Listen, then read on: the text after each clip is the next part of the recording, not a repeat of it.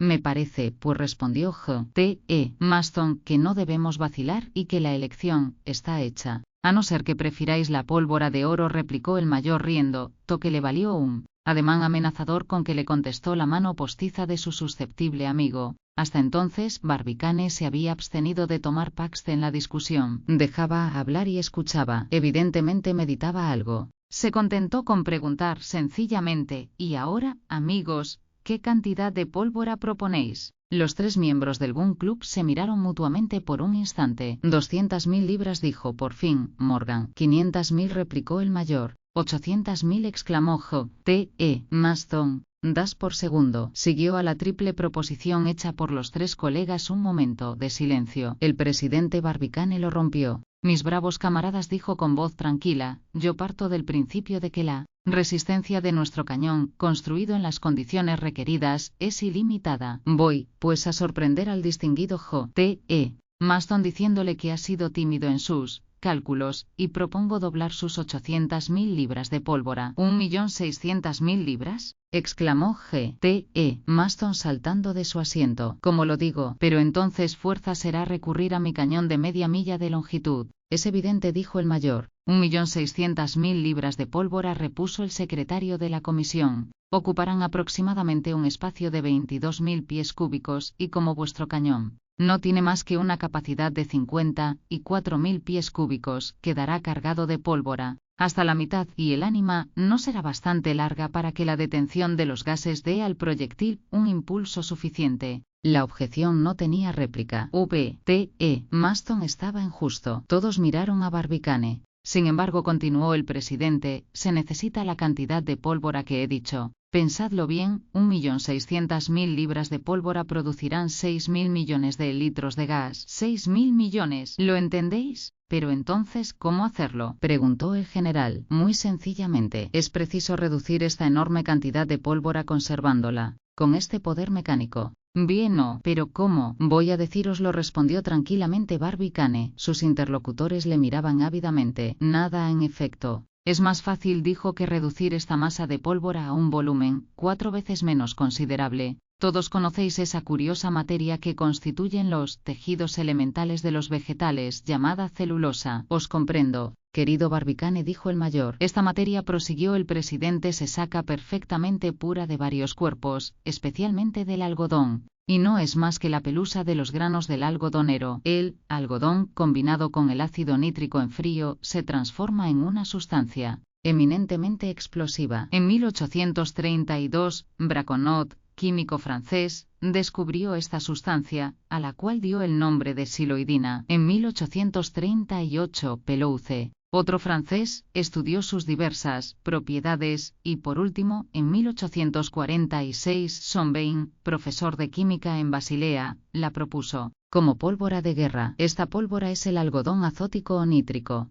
O piróxilo, respondió el Fiston. O fulmicotón, replicó Morgan. ¿No hay un solo nombre americano que pueda ponerse al pie de este descubrimiento?, exclamó J.T.E. Maston a impulsos de su amor propio nacional. Ni uno, desgraciadamente, respondió el mayor. Sin embargo, repuso el presidente, debo decir, para halagar el patriotismo de Maston, que los trabajos de un conciudadano nuestro se refieren al estudio de la celulosa, pues el colidón, uno de los principales agentes de la fotografía, no es más que piróxilo disuelto en el éter con adición de alcohol, y ha sido descubierto por Maynard, que estudiaba entonces medicina en Boston. Pues hurra por Maynard y por el fulmicotón, exclamó el entusiasta secretario del Gun Club. Volvamos al piróxilo, repuso Barbicane. Conocéis sus propiedades, por las cuales va a ser para nosotros tan precioso. Se prepara con la mayor facilidad, sumergiendo algodón en ácido nítrico humeante, por espacio de 15 minutos, lavándolo después en mucha agua y dejándolo secar. Nada, en efecto, más sencillo, dijo Morgan. Además, el piróxilo es inalterable a la humedad, cualidad preciosa para nosotros que necesitaremos muchos días para cargar el cañón. Se inflama a los 170 grados en lugar de 240 grados, y su deflagración es tan súbita que se inflama sobre la pólvora ordinaria sin que tenga tiempo de inflamarse esta. Perfectamente, respondió el mayor, solo que cuesta más cara. ¿Qué importa?, dijo J.T.E. Maston. Por último, comunica a los proyectiles una velocidad 4 veces mayor que la que les da la pólvora ordinaria. Y si se mezclan con el piroxilo 8 décimas de su peso de nitrato de potasa, su fuerza expansiva aumenta considerablemente. ¿Será necesaria esa mezcla?, preguntó el mayor. Me parece que no, respondió Barbicane. Así pues, en lugar de 1600 libras de pólvora, nos bastarán 500 libras de fulmicotón, y como no hay peligro en comprimir 500 libras de algodón en un espacio de 26 pies cúbicos, esta materia no ocupará en el Columbiad más que una altura de 30 toesas. Así recorrerá la bala más de 700 pies de ánima, bajo el esfuerzo de 6.000 millones de litros de gas antes de emprender su marcha hacia el astro de la noche. Al oír estas palabras, Job T.E. Maston no pudo reprimir su entusiasmo, y con la velocidad de un proyectil se arrojó a los brazos de su amigo, al cual hubiera derribado, si Barbicane no hubiese sido un hombre hecho a prueba de bomba. Este incidente fue el punto final de la tercera sesión de la comisión. Barbicane y sus audaces colegas, para quienes no había nada imposible, acababan de resolver la cuestión tan compleja del proyectil, del cañón y de la pólvora. Formando su plan, ya no faltaba más que ejecutarlo. Poca cosa, una bagatela, decía G.T.E. Maston, un enemigo para 25 millones de amigos. Los más insignificantes pormenores de la empresa del Gun Club excitaban el interés del público americano, que seguía uno tras otro todos los pasos de la comisión. Los menores preparativos de tan colosal experimento, las cuestiones de cifras que provocaba, las dificultades mecánicas que había que resolver, en una palabra, la ejecución del gran proyecto le absorbía completamente. Más de un año había de mediar entre el principio y la conclusión de los trabajos, pero este transcurso de tiempo no podía ser estéril en emociones. La elección del sitio para la construcción del molde, la fundición del Columbiad, su muy peligrosa carga, eran más que suficientes para excitar la curiosidad pública. El proyectil, apenas disparado, desaparecería en algunas décimas de segundo, sin ser accesible a mirada alguna, pero que llegaría a ser después su manera de conducirse en el espacio y el momento de llegar a la luna. No podían verlo con sus propios ojos más que unos cuantos privilegiados. Así pues, los preparativos del experimento, los pormenores precisos de la ejecución, constituían entonces el verdadero interés, el interés general, el interés público. Sin embargo, hubo un incidente que sobreexcitó de pronto el atractivo puramente científico. Ya se sabe que el proyecto de Barbicane había agolpado en torno de este numerosas legiones de admiradores y amigos, pero aquella mayoría, por grande, por extraordinaria que fuese, no era la unanimidad. Un hombre, un solo hombre en todos los estados de la Unión, protestó contra la tentativa del Gun Club y la atacó con violencia en todas las ocasiones que le parecieron oportunas. Está en la naturaleza humana, que Barbicane fue más sensible a esta oposición de uno solo que a los aplausos de todos los demás, y eso, pese a que conocía el motivo de semejante antipatía, y que conocía la procedencia de aquella enemistad aislada, enemistad personal y antigua, fundada en una rivalidad de amor propio. El presidente del Gun Club no había visto ni una vez en la vida aquel enemigo perseverante, que fue una dicha, porque el encuentro de aquellos dos hombres hubiera tenido funestas consecuencias. Aquel rival de Barbicane era un sabio como él, de carácter altivo, audaz, seguro de sí mismo, violento, un yanqui de pura sangre. Se llamaba Capitán Nicholl y residía en Filadelfia. Nadie ignora la curiosa lucha que se empeñó durante la Guerra Federal entre el proyectil y la coraza de los buques blindados, estando aquel destinado a atravesar a esta, y estando esta resuelta a no dejarse atravesar. De esta lucha nació una transformación de la marina en los estados de los dos continentes. La bala y la plancha lucharon con un encarnizamiento sin igual, la una creciendo y la otra engrosando en una proporción constante. Los buques, armados de formidables piezas, marchaban al combate al abrigo de su invulnerable concha. El Merrimack, el Monitor, el Ram Tennessee, el Wechausen lanzaban proyectiles enormes después de haberse acorazado para librarse de los proyectiles contrarios, causaban a otros el daño que no querían que los otros les causasen, siendo este el principio inmoral en que suele descansar todo el arte de la guerra. Y si Barbicane fue el gran fundidor de proyectiles, Nicholl fue un gran forjador de planchas. El uno fundía noche y día en Baltimore, y el otro forjaba día y noche en Filadelfia. Los dos seguían una corriente de ideas esencialmente opuestas. Apenas Barbicane inventaba una nueva bala, Nicholl inventaba una nueva plancha.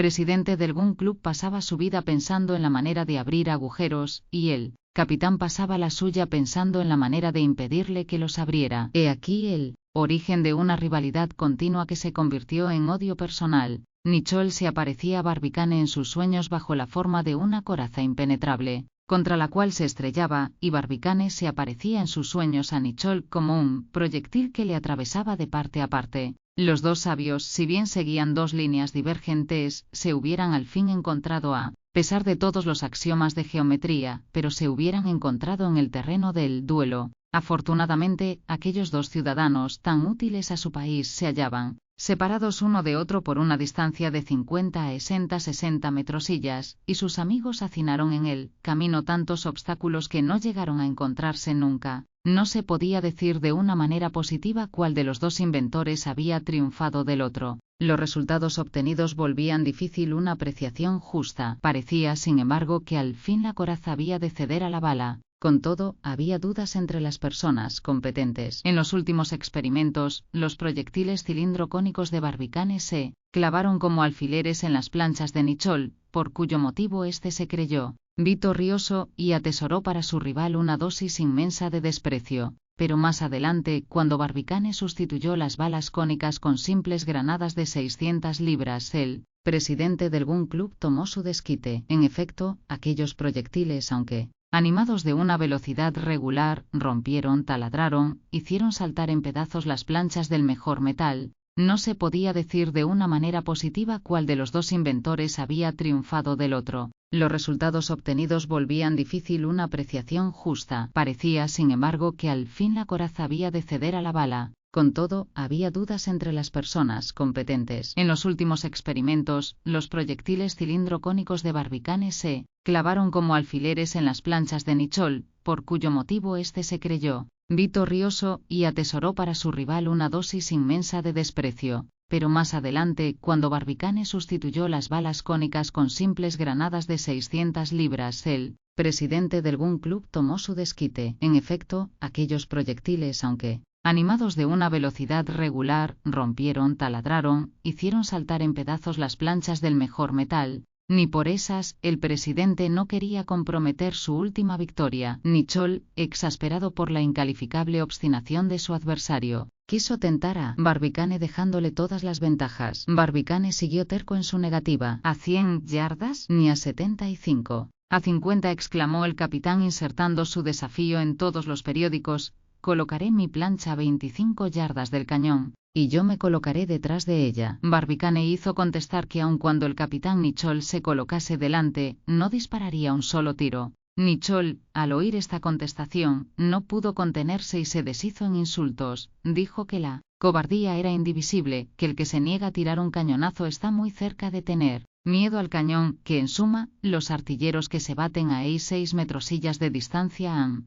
reemplazado prudentemente el valor individual por las fórmulas matemáticas, y que hay, por lo menos, tanto valor en aguardar tranquilamente una bala detrás de una plancha como en enviarla según todas las reglas del arte. Siguió Barbicane haciéndose el sordo. O tal vez no tuvo noticia de la provocación, absorbido enteramente como estaba entonces por los cálculos de su gran empresa. Cuando dirigió a algún club su famosa comunicación, el capitán Nicholl se salió de sus casillas. Mezclábase con su cólera una suprema envidia y un sentimiento absoluto de impotencia. ¿Cómo inventar algo superior a aquel Columbiad de 900 pies? ¿Qué coraza podía idearse para resistir un proyectil de 20.000 libras? Nicholl quedó abatido, aterrado, anonadado por aquel cañón, pero luego se reanimó y resolvió aplastar la proposición bajo el peso de sus argumentos. Atacó con violencia los trabajos del Gun Club, publicando al efecto numerosas cartas que los periódicos reprodujeron. Quiso demoler científicamente la obra de Barbicane.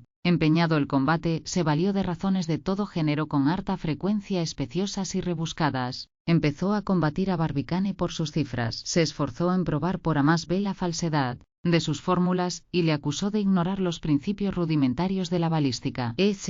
Cálculos para demostrar, amén de otros errores, que era absolutamente imposible dar a un cuerpo cualquiera una velocidad de 12.000 yardas por segundo. Con el álgebra en la mano sostuvo que aun en el supuesto de que se consiguiera esta velocidad, jamás un Proyectil tan pesado traspasaría los límites de la atmósfera terrestre, ni siquiera iría más allá de 8 leguas. Más aún, suponiendo adquirida la velocidad suficiente, la granada no resistiría la presión de los gases desarrollados por la combustión de 1.600.000 libras de pólvora, y aunque la resistiera, no soportaría una temperatura semejante. Se fundiría al salir del Columbiad, y convertida en lluvia de hierro derretido, caería sobre el cráneo de los imprudentes espectadores. Barbicane, sin hacer caso de estos ataques, continuó su obra. Entonces Nicholl miró la cuestión bajo otros aspectos, dejando a un lado su inutilidad absoluta. Consideró el experimento como muy peligroso para los ciudadanos que autorizasen con su presencia tan reprobado espectáculo, y para las poblaciones próximas a aquel cañón vituperable.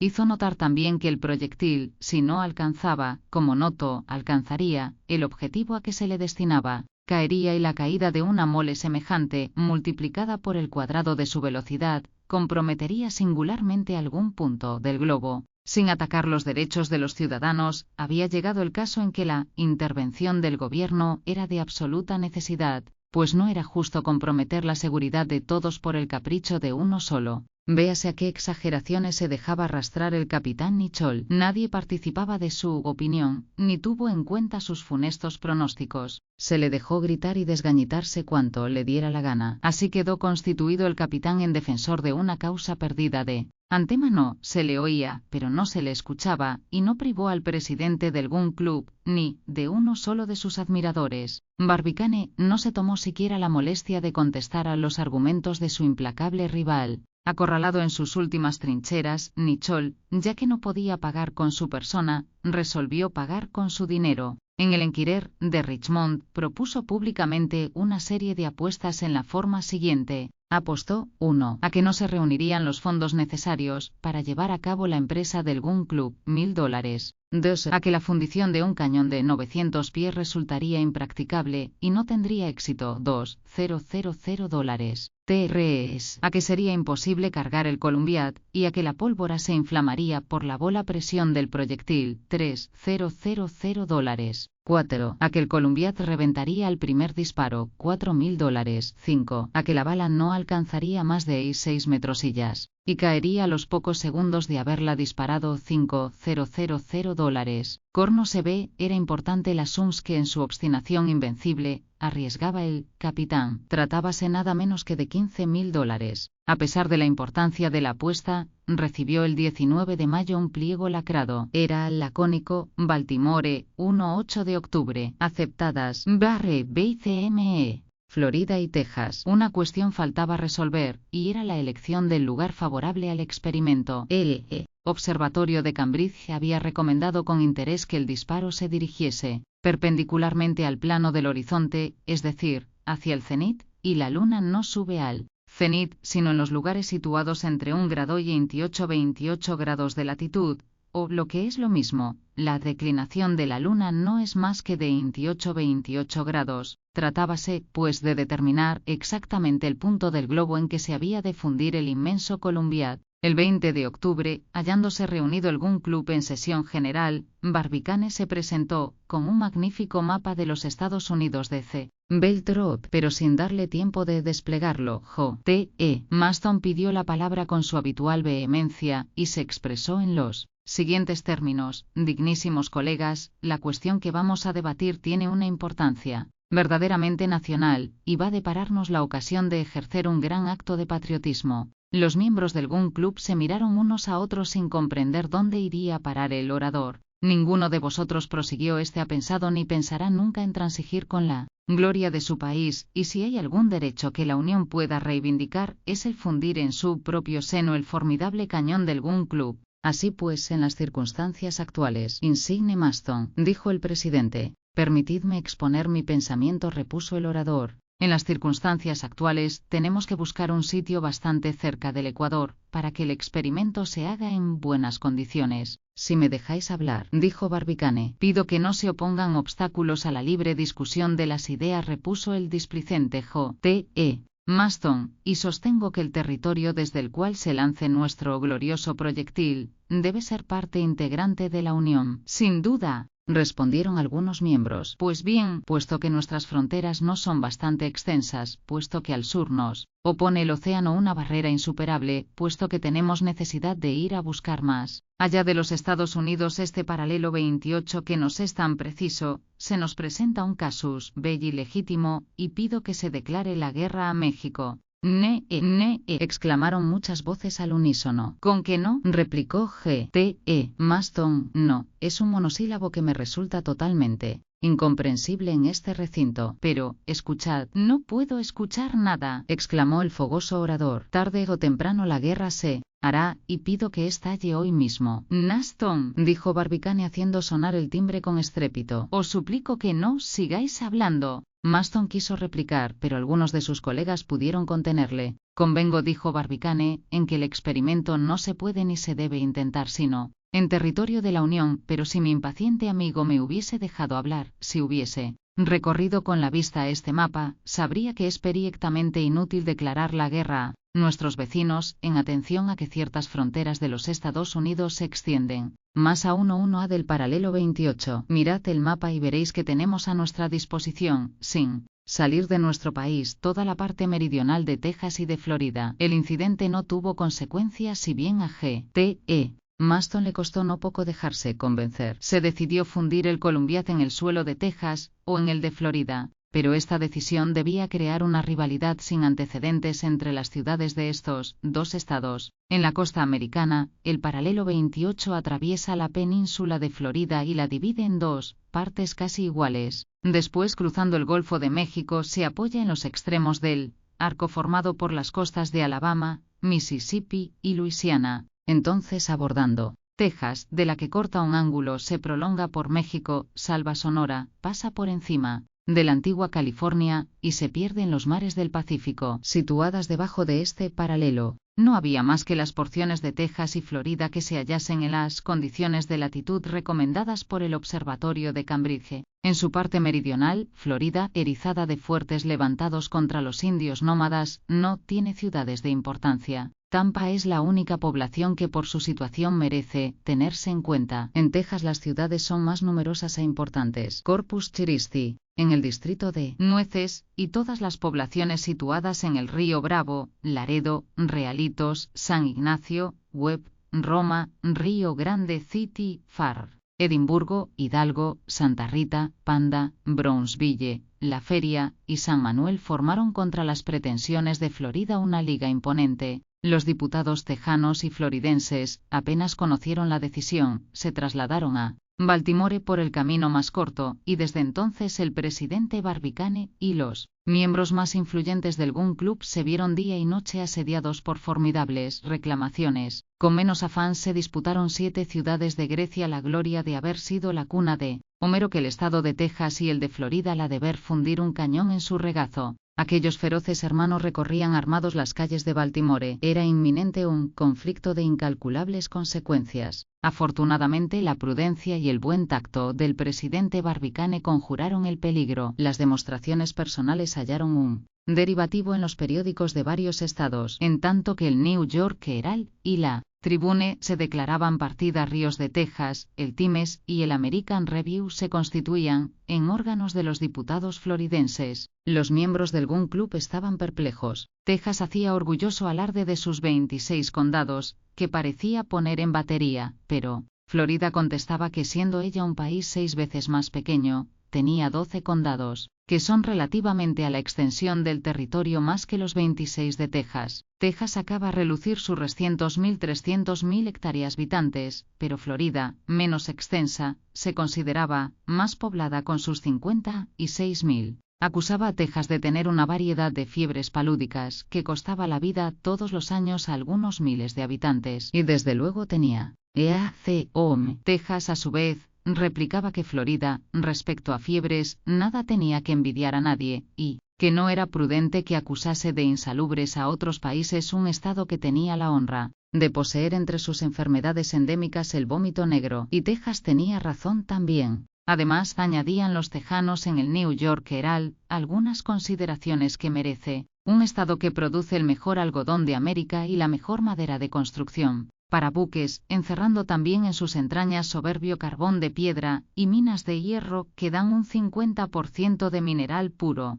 A esto el American Review contestaba que el suelo de Florida, sin ser tan rico, ofrecía mejores condiciones para fundir y vaciar el Columbiad, porque estaba compuesto de arena y arcilla. Pero replicaban los tejanos, antes de fundir algo, sea lo que sea, en un país, es preciso llegar al país, y las comunicaciones con Florida son difíciles, mientras que la costa de Texas ofrece la bahía de Galveston, que tiene 14 leguas de extensión, y podría contener holgadamente a todas las escuadras del mundo. Bien, no, repetían los periódicos defensores de Florida. Gran cosa tenéis en vuestra bahía de Galveston, situada encima del paralelo 29. ¿No tenemos acaso nosotros la bahía del Espíritu Santo, abierta precisamente a 28 grados de latitud, y por la cual los buques llegan directamente a Tampa? Magnífica bahía, respondía sarcásticamente Texas. Una bahía medio cegada. Vosotros sois los que estáis cegados por la pasión, exclamaba Florida. Cualquiera, al oíros, diría que yo soy un país de salvajes. La verdad es que los semínolas recorren vuestras praderas, y vuestros apaches y comanches son gente civilizada. Después de algunos días de dimes y diretes, Florida llamó a su adversario a otro terreno, y una mañana salió el times con la pata de gallo de que, siendo la empresa esencialmente americana, no podía llevarse a cabo sino en un terreno esencialmente americano. A estas palabras Texas se salió de sus casillas. «Americanos», exclama, «¿no somos tanto como vosotros?» Texas y Florida no se incorporaron las dos a la Unión en 1845, sin duda, respondió el times. Después de haber sido españoles o ingleses por espacio de 200 años, os vendieron a los Estados Unidos por $5 millones. ¿Qué importa?, replicaron los floridenses. ¿Debemos por ello avergonzarnos? ¿Qué? 1903, ¿no fue comprada la Luisiana a Napoleón por $16 millones? ¡Qué vergüenza!, exclamaron entonces los diputados de Texas. Un miserable pedazo de tierra como Florida ponerse en parangón con Texas, que en lugar de venderse, se hizo ella misma independiente, expulsó a los mexicanos el 2 de marzo de 1836 y se declaró República Federal después de la victoria alcanzada por Samuel Houston en las márgenes del San Jacinto sobre las tropas de Santana. Un país, en fin, que se anexionó voluntariamente a los Estados Unidos de América. Sí, por miedo a los mexicanos, respondió Florida. Miedo. Desde el momento que se pronunció esta palabra demasiado fuerte, en realidad, la posición se hizo intolerable. Era de temer un degüello de los dos partidos en las calles de Baltimore. Fue preciso vigilar a los diputados con centinelas. El presidente Barbicane se hallaba metido en un atolladero. Llegaban continuamente a sus manos notas, documentos y cartas preñadas de amenazas. ¿Qué partido había de tomar? Bajo el punto de vista de la posición, facilidad de las comunicaciones y rapidez de los transportes, los derechos de los dos estados eran perfectamente iguales. En cuanto a las personalidades políticas, nada tenían que ver en el asunto.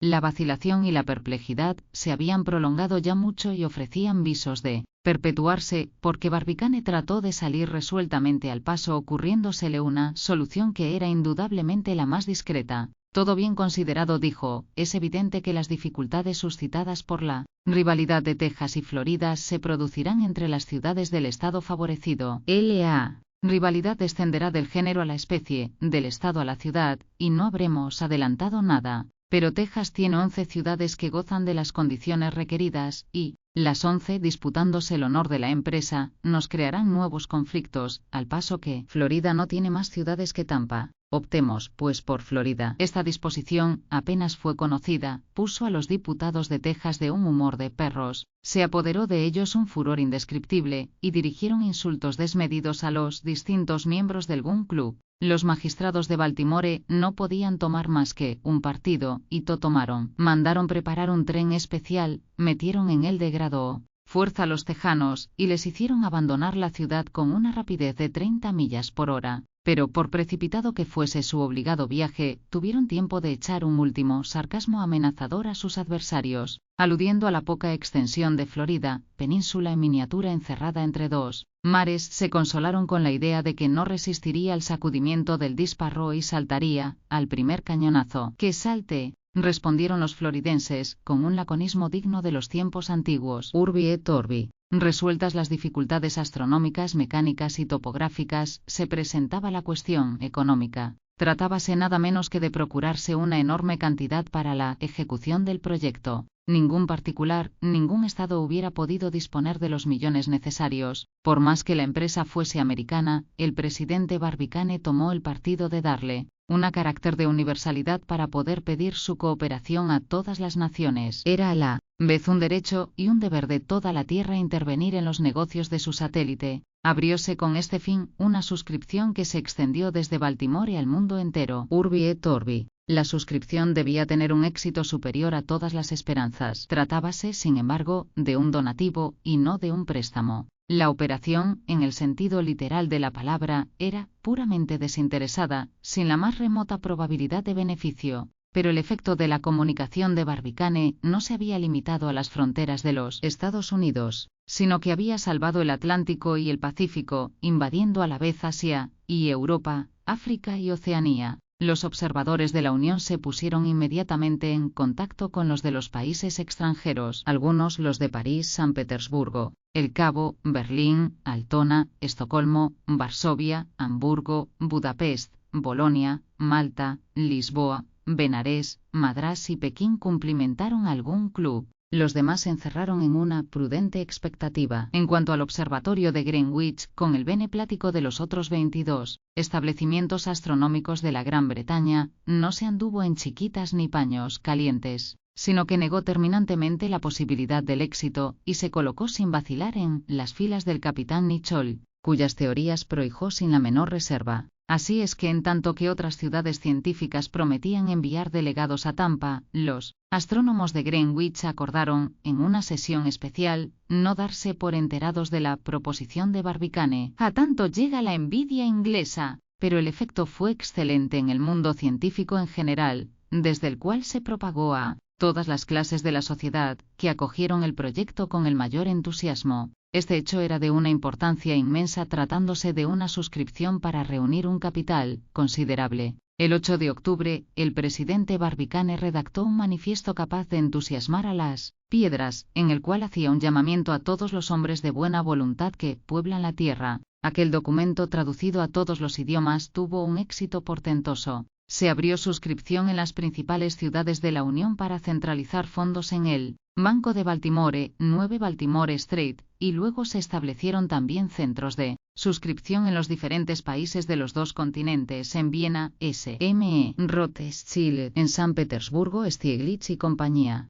en París, el Crédito Mobiliario, en Estocolmo, Totti y Arfuredson, en Londres, N.M.E. Rothschild a hijos, en Turín, Ardouin y compañía, en Berlín, Mendelssohn, en Ginebra, Lombard Odier y compañía, en Constantinopla, el Banco Otomano, en Bruselas, S. Lambert, en Madrid, Daniel Weisweyer, en Ámsterdam, el Crédito Neerlandés, en Roma, Torlonia y compañía, en Lisboa, Lecesno, en Copenhague, el Banco Privado, en Buenos Aires, el Banco Maun, en Río de Janeiro, la misma casa, en Montevideo, la misma casa, en Valparaíso, Tomás Lachambre y compañía, en México, Martín Durán y compañía, en Lima, Tomás Lachambre y compañía. 3 días después del manifiesto del presidente Barbicane se había recaudado en las varias ciudades de la Unión $4 millones, y con los cuales algún club pudo empezar los trabajos. Algunos días después se supo en América, por partes telegráficos, que en el extranjero se cubrían las suscripciones con una rapidez asombrosa. Algunos países se distinguían por su generosidad, pero otros no soltaban el dinero tan fácilmente. Cuestión de temperamento. Rusia, para cubrir su contingente, aprontó la enorme suma de 368.733 rublos. Francia empezó riéndose de la pretensión de los americanos. Sirvió la luna de pretexto a 1000 chanzonetas y retruécanos trasnochados, y a 2 docenas de sainetes en que el mal gusto y la ignorancia andaban a la greña, pero así como en otro tiempo los franceses soltaron la mosca después de cantar, la soltaron esta vez después de reír, y se suscribieron por una cantidad de 253.930 francos. A este precio tenían derecho a divertirse un poco. Austria, atendido el mal estado de su hacienda, se mostró bastante generosa. Su parte en la contribución pública se elevó a la suma de 216.000 florines, que fueron bien recibidos. Suecia y Noruega enviaron 52.000 riksdales, que en relación al país, son una cantidad considerable, pero hubiera sido mayor aún si se hubiese abierto suscripción en Cristianía al mismo tiempo que en Estocolmo. Por no sabemos qué razón, a los noruegos no les gusta enviar su dinero a Suecia.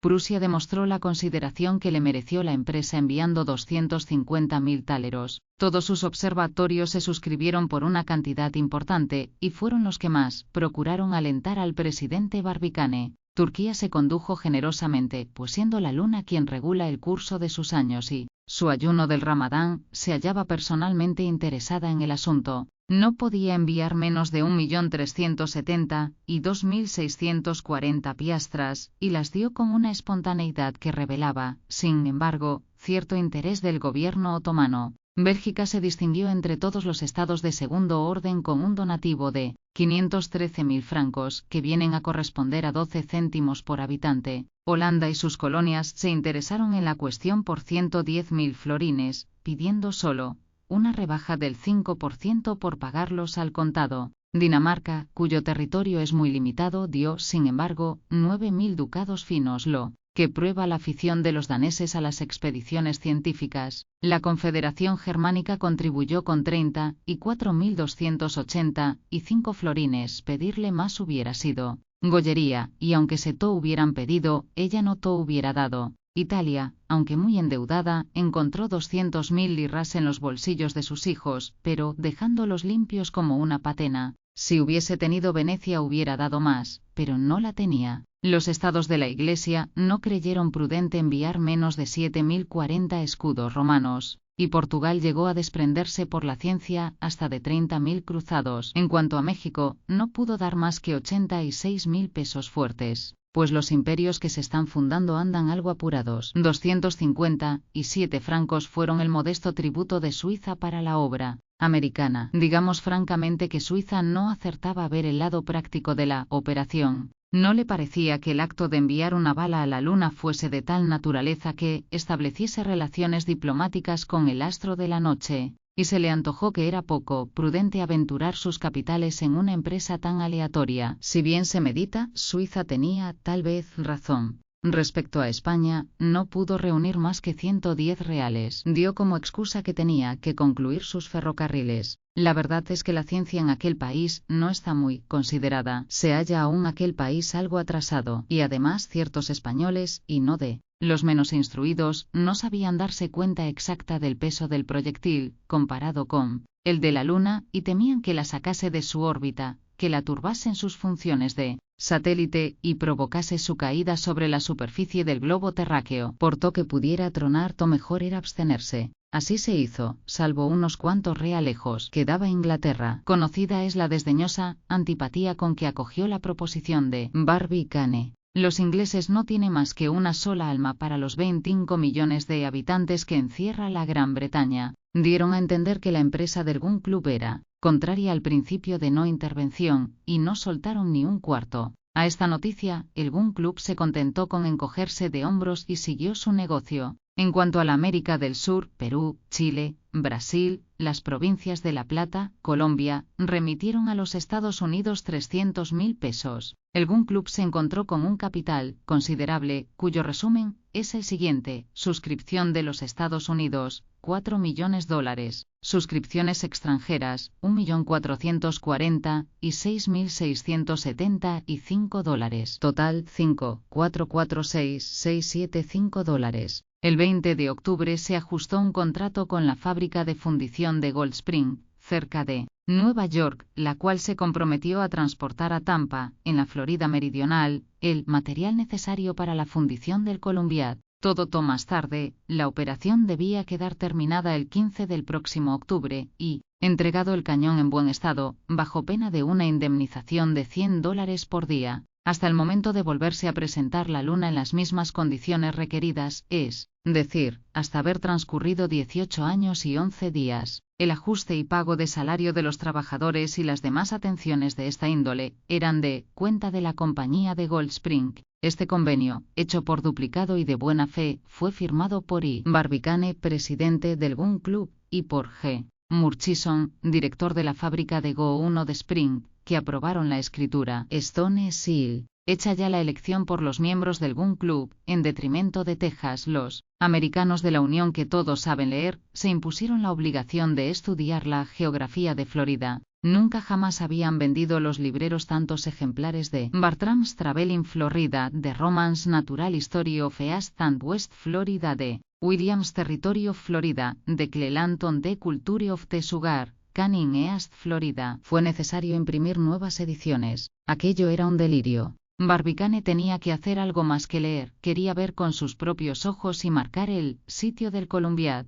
Sin pérdida de un instante puso a disposición del observatorio de Cambridge los fondos necesarios para la construcción de un telescopio, y entró en tratos con la casa Breadwill y compañía, de Albany, para la fabricación del proyectil de aluminio. Enseguida partió de Baltimore acompañado de J.T.E. Maston, del mayor Elphiston y del director de la fábrica de Gold Spring. Al día siguiente, los 4 compañeros de viaje llegaron a Nueva Orleans, donde se embarcaron inmediatamente en el Tampico, buque de la Marina Federal que el gobierno ponía a su disposición, y calentadas las calderas, las orillas de la Luisiana desaparecieron pronto de su vista. La travesía no fue larga. 2 días después de partir el Tampico, que había recorrido 480 millas, distinguióse la costa floridense. A uno acercarse a esta, Barbicane se halló en presencia de una tierra baja, llana, de aspecto bastante árido. Después de haber costeado una cadena de ensenadas materialmente cubiertas de ostras y cangrejos, el Tampico entró en la bahía del Espíritu Santo. Dicha bahía se divide en 2 radas prolongadas, la rada de Tampa y la rada de Hillsboro, por cuya boca penetró el buque. Poco tiempo después, el fuerte Broque descubrió sus baterías rasantes por encima de las olas, y apareció la ciudad de Tampa, negligentemente echada en el fondo de un puertecillo natural formado por la desembocadura del río Hillsboro. Allí fondeó el Tampico el 22 de octubre, a las 7 de la tarde, y los 4 pasajeros desembarcaron inmediatamente. Barbicane sintió palpitar con violencia su corazón al pisar la tierra floridense. Parecía tantearla con el pie, como hace un arquitecto con una casa cuya solidez desea conocer. J.T.E. Maston escarbaba el suelo con su mano postiza. Señores, dijo Barbicane, no tenemos tiempo que perder, mañana mismo montaremos a caballo para empezar a recorrer el país. Barbicane, en el momento de saltar a tierra, vio que le salían al encuentro los 3.000 habitantes de la ciudad de Tampa. Bien merecía este honor el presidente del Gun Club, que les había dado la preferencia. Fue acogido con formidables aclamaciones, pero él se sustrajo a la ovación, se encerró en una habitación del Hotel Franklin, y no quiso recibir a nadie. Decididamente, no se avenía su carácter con el oficio de hombre célebre. Al día siguiente, 23 de octubre, algunos caballos de raza española, de poca alzada, pero de mucho vigor y brío, relinchaban debajo de sus ventanas. Pero no eran 4 sino 50, con sus correspondientes jinetes. Barbicane, acompañado de sus 3 camaradas, bajó, y se asombró de pronto, viéndose en medio de aquella cabalgata. Notó que cada jinete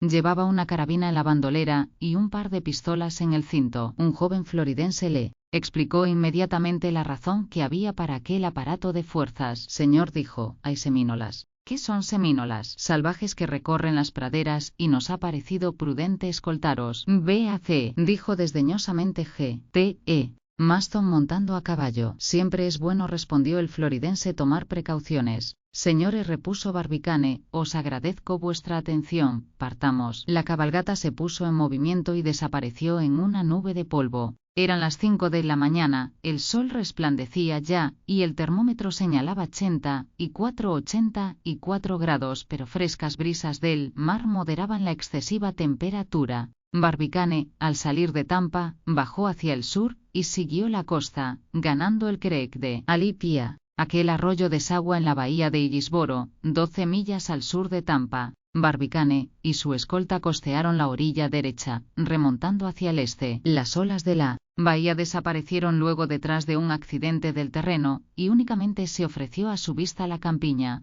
La Florida se divide en 2 partes, una, al norte, más populosa, menos abandonada, tiene por capital a Tallahassee, y posee uno de los principales arsenales marítimos de los Estados Unidos, que es Pensacola. La otra, colocada entre los Estados Unidos y el Golfo de México, que la estrechan con sus aguas, no es más que una angosta península roída por la corriente del Gulf Stream, punta de tierra perdida en medio de un pequeño archipiélago, doblándola incesantemente los numerosos buques del Canal de Bahama. Aquella punta es el centinela avanzado del Golfo de las grandes tempestades. Tiene aquel estado una superficie de 38.030.3.260.y 730.y 8.030.y 3.260.y 7 acres, entre los cuales había que escoger uno situado más a uno a del paralelo 28 que conviniese a la empresa, porque Barbicane, sin apearse, examinaba atentamente la configuración del terreno y su distribución particular. La Florida, descubierta por Juan Ponce de León el Domingo de Ramos de 1512, debió a esta circunstancia el nombre que llevaba en un principio de Pascua Florida. No la hacía en verdad muy digna de él sus costas áridas y abrasadas, pero a algunas millas de la playa, la naturaleza del terreno se fue modificando poco a poco, y el país se mostró acreedor a su denominación primitiva. Entrecortaba el terreno una red de creeks, ríos, manantiales, estanques y lagos, que le daba un aspecto parecido al que tienen Holanda y Guayana, pero el campo se elevó sensiblemente, y no tardó en ostentar sus llanuras cultivadas, en que se daban admirablemente todas las producciones vegetales del norte y del mediodía. Es sol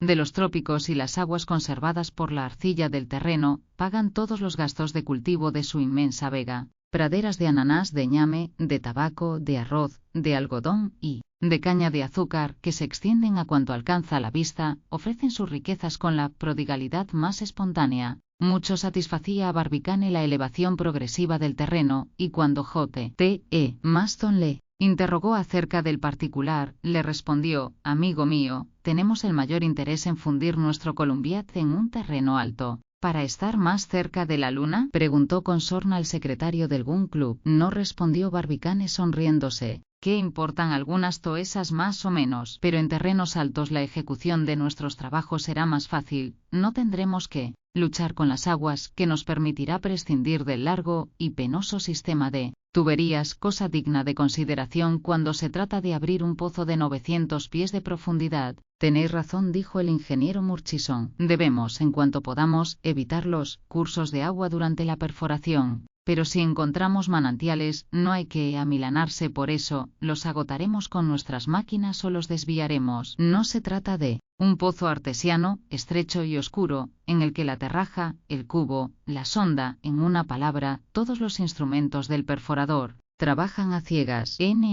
Nosotros trabajaremos al aire libre, a plena luz, con el azadón o el pico en la mano, y con el auxilio de los barrenos. Saldremos pronto del paso. Sin embargo, respondió Barbicane, si por la elevación o naturaleza del terreno podemos evitar una lucha con las aguas subterráneas, el trabajo será más rápido y saldrá más perfecto. Procuremos, pues, abrir nuestra zanja en un terreno situado a algunos centenares de toesas sobre el nivel del mar. Tenéis razón, señor Barbicane, y si no me engaño, no tardaremos en encontrar el sitio que nos conviene.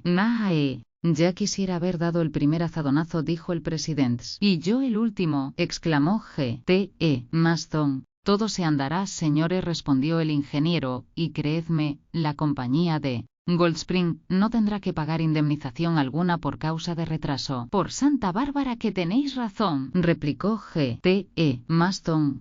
$100 por día hasta que la luna se vuelva a presentar en las mismas condiciones, es decir, durante 18 años y 11 días, constituirían una suma de $650.000. ¿Sabíais eso? Ni tenemos necesidad de saberlo, respondió el ingeniero. A cosa de las 10 de la mañana, la comitiva había avanzado unas 12 millas. A los campos fértiles sucedió entonces la región de los bosques. Allí se presentaban las esencias más variadas con una profusión tropical. Aquellos bosques casi impenetrables estaban formados de granados, naranjos, limoneros, higueras, olivos, albaricoques, bananos y cepas de viña, cuyos frutos y flores rivalizaban en colores y perfumes. A la olorosa sombra de aquellos árboles magníficos cantaban y volaban numerosísimas aves de brillantes colores, entre las cuales se distinguían muy particularmente las cangrejeras, cuyo nido debería ser un estuche de guardar joyas para ser digno de su magnífico y variado plumaje. V.T.E. Maston y el mayor no podían hallarse en presencia de aquella naturaleza opulenta, sin admirar su espléndida belleza. Pero el presidente Barbicane, poco sensible a tales maravillas, tenía prisa en seguir adelante. Aquel país tan fértil le desagradaba por su fertilidad misma. Sin ser hidróscopo, sentía el agua bajo sus pies, y buscaba, aunque en vano, señales de una aridez incontestable. Se siguió avanzando y hubo que vadear varios ríos, no sin algún peligro, porque estaban infestados de caimanes de 15 a 18 pies de largo. Maston les amenazó con su temible mano postiza, pero solo consiguió meter miedo a los pelícanos, yaguazas y faelones, salvajes habitantes de aquellas costas, mientras los grandes flamencos de color rosa le miraban como embobados. Aquellos huéspedes de las regiones húmedas desaparecieron a su vez, y árboles menos corpulentos se desparramaron por bosques menos espesos. Algunos grupos aislados se destacaron en medio de llanuras infinitas cruzadas por numerosas manadas de gansos azorados. «Por fin llegamos», exclamó Barbicane, levantándose sobre los estribos. «He aquí la región de los pinos». «Y la de los salvajes», respondió el mayor. En efecto, algunos semínolas aparecían a lo lejos, agitándose, revolviéndose, corriendo de un lado a otro, montados en rápidos caballos, blandiendo largas lanzas o descargando fusiles de sordo estampido. Limitáronse a estas demostraciones hostiles sin inquietar a Barbicane y a sus compañeros. Estos ocupaban entonces el centro de una llanura pedregosa, vasto espacio descubierto de una extensión de algunos acres que sumergía el sol en abrasadores rayos. Estaba formada la llanura por una especie de dilatado entumecimiento del terreno que ofrecía, al parecer, a los miembros del Gun Club todas las condiciones que requería la colocación de su Columbiad. «ACO», dijo Barbicane deteniéndose. «¿Cómo se llama este sitio?» «Stone Hill», respondió uno de los floridenses. Barbicane, sin decir una palabra, se apeó, sacó sus instrumentos y empezó a determinar la posición del sitio con la mayor precisión. La escolta, agolpada en torno suyo, le examinaba en silencio. El sol pasaba en aquel momento para el meridiano. Barbicane, después de algunas observaciones, apuntó rápidamente su resultado y dijo: «Este sitio está situado a 300 toesas sobre el nivel del mar, a los 27 grados 7 de longitud oeste. Me parece que es, por su naturaleza árida y pedregosa, presenta todas las condiciones que el experimento requiere. En esta llanura, pues, levantaremos nuestros almacenes, nuestros talleres, nuestros hornos, las chozas de los trabajadores y desde aquí mismo», repitió, golpeando con el pie en el suelo, «desde aquí, desde la cúspide de Stone Hill, nuestro proyectil volará a los espacios del mundo solar». Pala y zapapico. Aquella misma tarde, Barbicane y sus compañeros regresaron a Tampa, y el ingeniero Murchison embarcó de nuevo en el Tampico para Nueva Orleans. Tenía que contratar un ejército de trabajadores y recoger la mayor parte del material. Los miembros del Gun Club se quedaron en Tampa a fin de organizar los primeros trabajos con la ayuda de la gente del país. 8 días después de su partida, el Tampico regresaba a la bahía del Espíritu Santo con una flotilla de buques de vapor. Murchison había reunido 500 trabajadores. En los malos tiempos de la esclavitud le hubiera sido imposible, pero desde que América, la tierra de la libertad, no abrigaba en su seno más que hombres libres, estos acudían donde quiera que les llamaba un trabajo generosamente retribuido. Y el Gun Club no carecía de dinero, y ofrecía a sus trabajadores un buen salario con gratificaciones considerables y proporcionadas. El operario reclutado para la Florida podía contar, concluidos los trabajos, con un capital depositado a su nombre en el Banco de Baltimore. Murchison tuvo, pues, donde escoger, y pudo manifestarse severo respecto de la inteligencia y habilidad de sus trabajadores. Es de creer que formó su laboriosa legión con la flor y nata de los maquinistas, fogoneros, fundidores, mineros, albañiles y artesanos de todo género,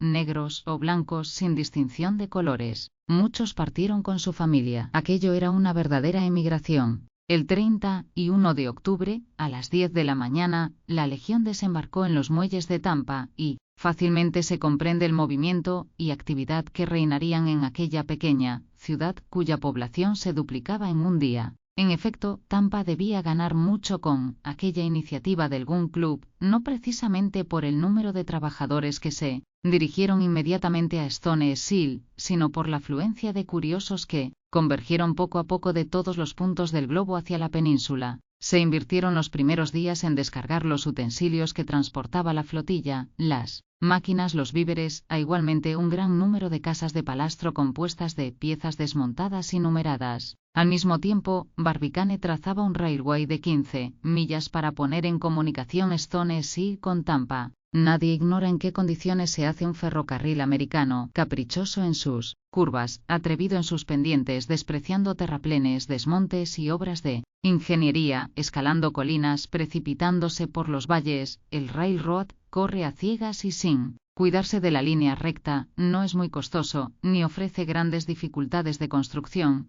pero descarrila con suma facilidad. El camino de Tampa a Stone Sea no fue más que una bagatela, y su construcción no requirió mucho tiempo ni tampoco mucho dinero. Por lo demás, Barbicane era el alma de aquella muchedumbre que acudió a su llamamiento. Él la alentaba, la animaba y le comunicaba su energía y su entusiasmo. Su persona se hallaba en todas partes, como si hubiese estado dotado del don de ubicuidad, seguido siempre de G.T.E. Maston, su mosca zumbadora. Con él no había obstáculo ni dificultades, ni contratiempos, era minero, albañil y maquinista tanto como artillero, teniendo respuestas para todas las preguntas y soluciones para todos los problemas. Estaba en correspondencia constante con el Gun Club y con la fábrica de Gold Spring, y día y noche, con las calderas encendidas, con el vapor en presión. El Tampico aguardaba sus órdenes en la rada de Hillsboro. El primer día de noviembre Barbicane salió de Tampa con un destacamento de trabajadores y al día siguiente se había levantado alrededor de Stone Sea, una ciudad de casas metálicas que se cercó de empalizadas, la cual, por su movimiento, por su actividad, poco o nada tenía que envidiar a las mayores ciudades de la Unión. Se reglamentó cuidadosamente el régimen de vida y empezaron las obras. Sondeos escrupulosamente practicados permitieron reconocer la naturaleza del terreno,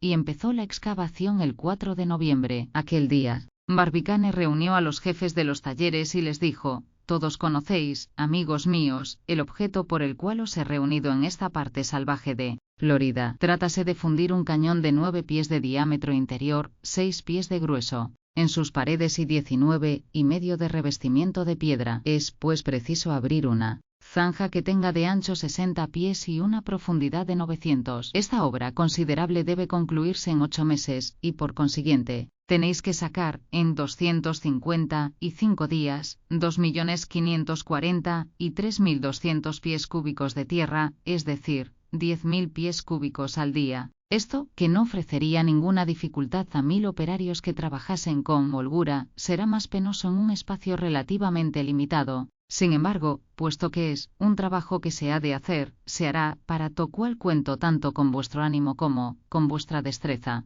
A las 8 de la mañana se dio el primer azadonazo en el terreno floridense, y desde entonces, el poderoso instrumento no tuvo en manos de los mineros un solo momento de ocio. Las tandas de operarios se relevaban cada 6 horas. Por colosal que fuese la operación, no rebasaba el límite de las fuerzas humanas. Ontos, trabajos más difíciles, en los que había sido necesario combatir directamente contra los elementos, se habían llevado felizmente a cabo. Sin hablar más que de obras análogas, basta citar el pozo del tío José, construido cerca de El Cairo por el sultán Saladino, en una época en que las máquinas no habían completado aún la fuerza del hombre. Dicho pozo baja al nivel del Nilo, a una profundidad de 300 pies, y aquel otro pozo abierto en Coblenza por el margrave Juan de Baden, a la profundidad de 600 pies. Pues bien, ¿de qué se trataba en última instancia? De triplicar esta profundidad y duplicar su anchura, toque haría la perforación más fácil. Así es que no había ni un peón, ni un oficial, ni un maestro, que dudase del éxito de la operación. Una decisión importante, tomada por el ingeniero Murchison, de acuerdo con el presidente Barbicane, había de acelerar más y más la marcha de los trabajos. Por un artículo del contrato, el Columbiad debía estar reforzado con zunchos o abrazaderas de hierro forjado.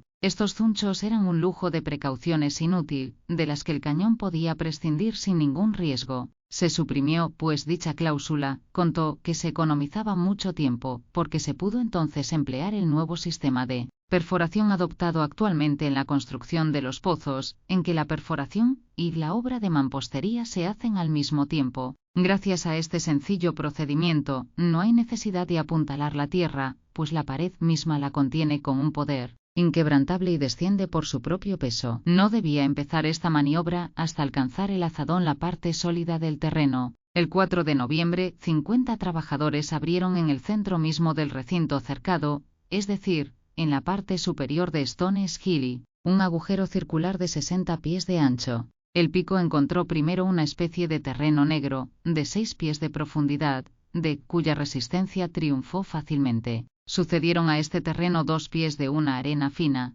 que se sacó y guardó cuidadosamente porque debía servir para la construcción del molde. Interior. Apareció después de la arena una arcilla blanca bastante compacta, parecida a la marga de Inglaterra, que tenía un grosor de 4 pies. Enseguida, el hierro de los picos echó chispas bajo la capa dura de la tierra, que era una especie de roca formada de conchas petrificadas, muy seca y muy sólida, y con la cual tuvieron en sucesivo que luchar siempre los instrumentos. En aquel punto, el agujero tenía una profundidad de 6 pies y medio, y empezaron los trabajos de albañilería. Construyóse en el fondo de la excavación un torno de encina, una especie de disco muy asegurado con pernos y de una solidez a toda prueba. Tenía en su centro un agujero de un diámetro igual al que debía tener el columbiad exteriormente. Sobre aquel aparato se sentaron las primeras hiladas de piedras, unidas con inflexible tenacidad por un cemento de hormigón hidráulico. Los albañiles, después de haber trabajado de la circunferencia al centro, se hallaron dentro de un pozo que tenía 25 pies de ancho. Terminada esta obra, los mineros volvieron a coger el pico y el azadón para atacar la roca,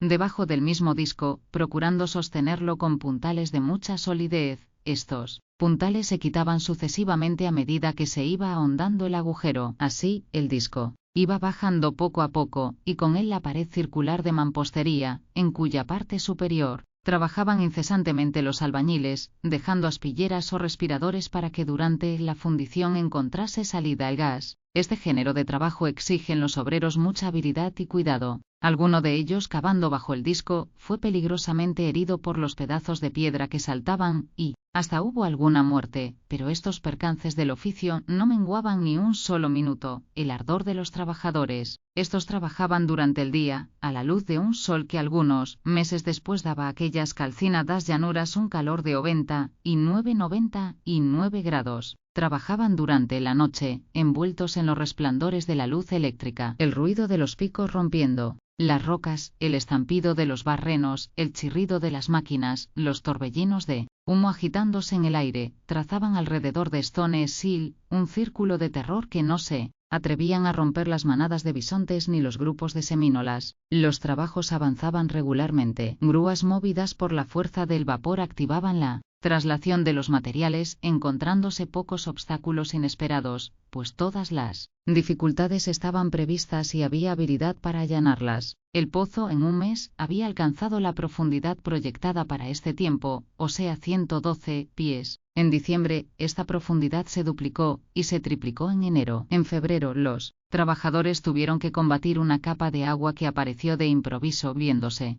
obligados a recurrir a poderosas bombas y aparatos de aire comprimido para agotarla y tapar los orificios como se tapa una vía de agua a bordo de un buque. Se dominaron aquellas corrientes, pero a consecuencia de la poca consistencia del terreno, el disco cedió algo y hubo un derrumbamiento parcial. El accidente no podía dejar de ser terrible, y costó la vida a algunos trabajadores. 3 semanas se invirtieron en reparar la avería y en restablecer el disco, devolviéndole su solidez, pero gracias a la habilidad del ingeniero y a la potencia de las máquinas empleadas, la obra, por un instante comprometida, recobró su aplomo, y la perforación siguió adelante. Ningún nuevo incidente paralizó en todo sucesivo la marcha de la operación, y el 10 de junio, 20 días antes de expirar el plazo fijado por Barbicane, el pozo, enteramente revestido de su muro de piedra, había alcanzado la profundidad de 900 pies. En el fondo, la mampostería descansaba sobre un cubo macizo que medía 30 pies de grueso, al paso que,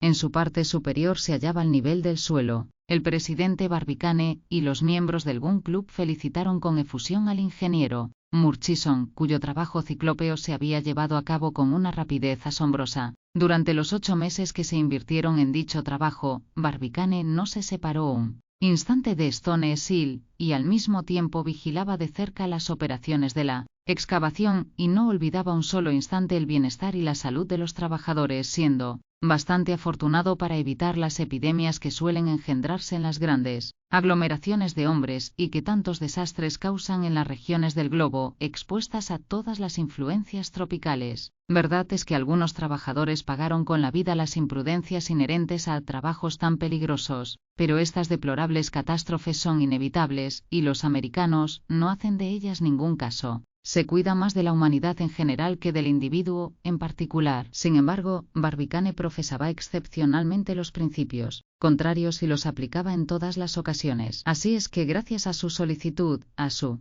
inteligencia, a su útil intervención en los casos difíciles, a su prodigiosa y filantrópica sagacidad, el término medio de las catástrofes no excedió al de los países de ultramar, famosos por su lujo de precauciones, entre otros Francia, donde se cuenta con un accidente por cada 200.000 francos de trabajo. Barbicane, en el momento de saltar a tierra, vio que le salían al encuentro los 3.000 habitantes de la ciudad de Tampa. Bien merecía este honor el presidente del Gun Club, que les había dado la preferencia. Fue acogido con formidables aclamaciones, pero él se sustrajo a la ovación, se encerró en una habitación del Hotel Franklin, y no quiso recibir a nadie. Decididamente, no se avenía su carácter con el oficio de hombre célebre. Al día siguiente, 23 de octubre, algunos caballos de raza española, de poca alzada, pero de mucho vigor y brío, relinchaban debajo de sus ventanas. Pero no eran 4 sino 50, con sus correspondientes jinetes. Barbicane, acompañado de sus 3 camaradas, bajó y se asombró de pronto, viéndose en medio de aquella cabalgata. Notó que cada jinete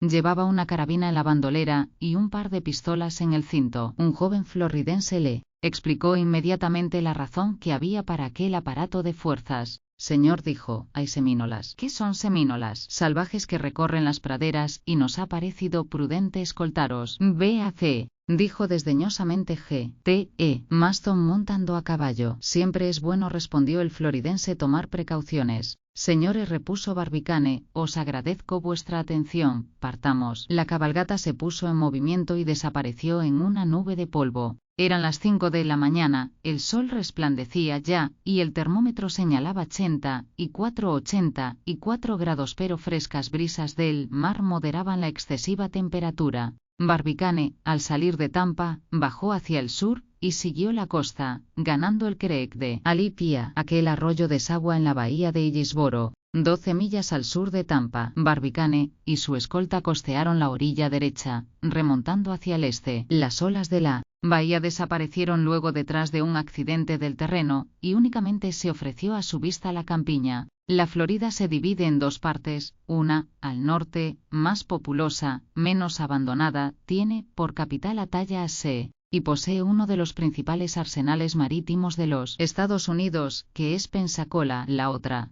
colocada entre los Estados Unidos y el Golfo de México, que la estrechan con sus aguas, no es más que una angosta península roída por la corriente del Gulf Stream, punta de tierra perdida en medio de un pequeño archipiélago, doblándola incesantemente los numerosos buques del Canal de Bahama. Aquella punta es el centinela avanzado del Golfo de las grandes tempestades. Tiene aquel estado una superficie de 38.030.003.260 y 7.30.038.030.3.260 acres, entre los cuales había que escoger uno situado más a uno a del paralelo 28 que conviniese a la empresa, porque Barbicane, sin apearse, examinaba atentamente la configuración del terreno y su distribución particular. La Florida, descubierta por Juan Ponce de León el Domingo de Ramos de 1512, debió a esta circunstancia el nombre que llevaba en un principio de Pascua Florida. No la hacía en verdad muy digna de él sus costas áridas y abrasadas, pero a algunas millas de la playa, la naturaleza del terreno se fue modificando poco a poco, y el país se mostró acreedor a su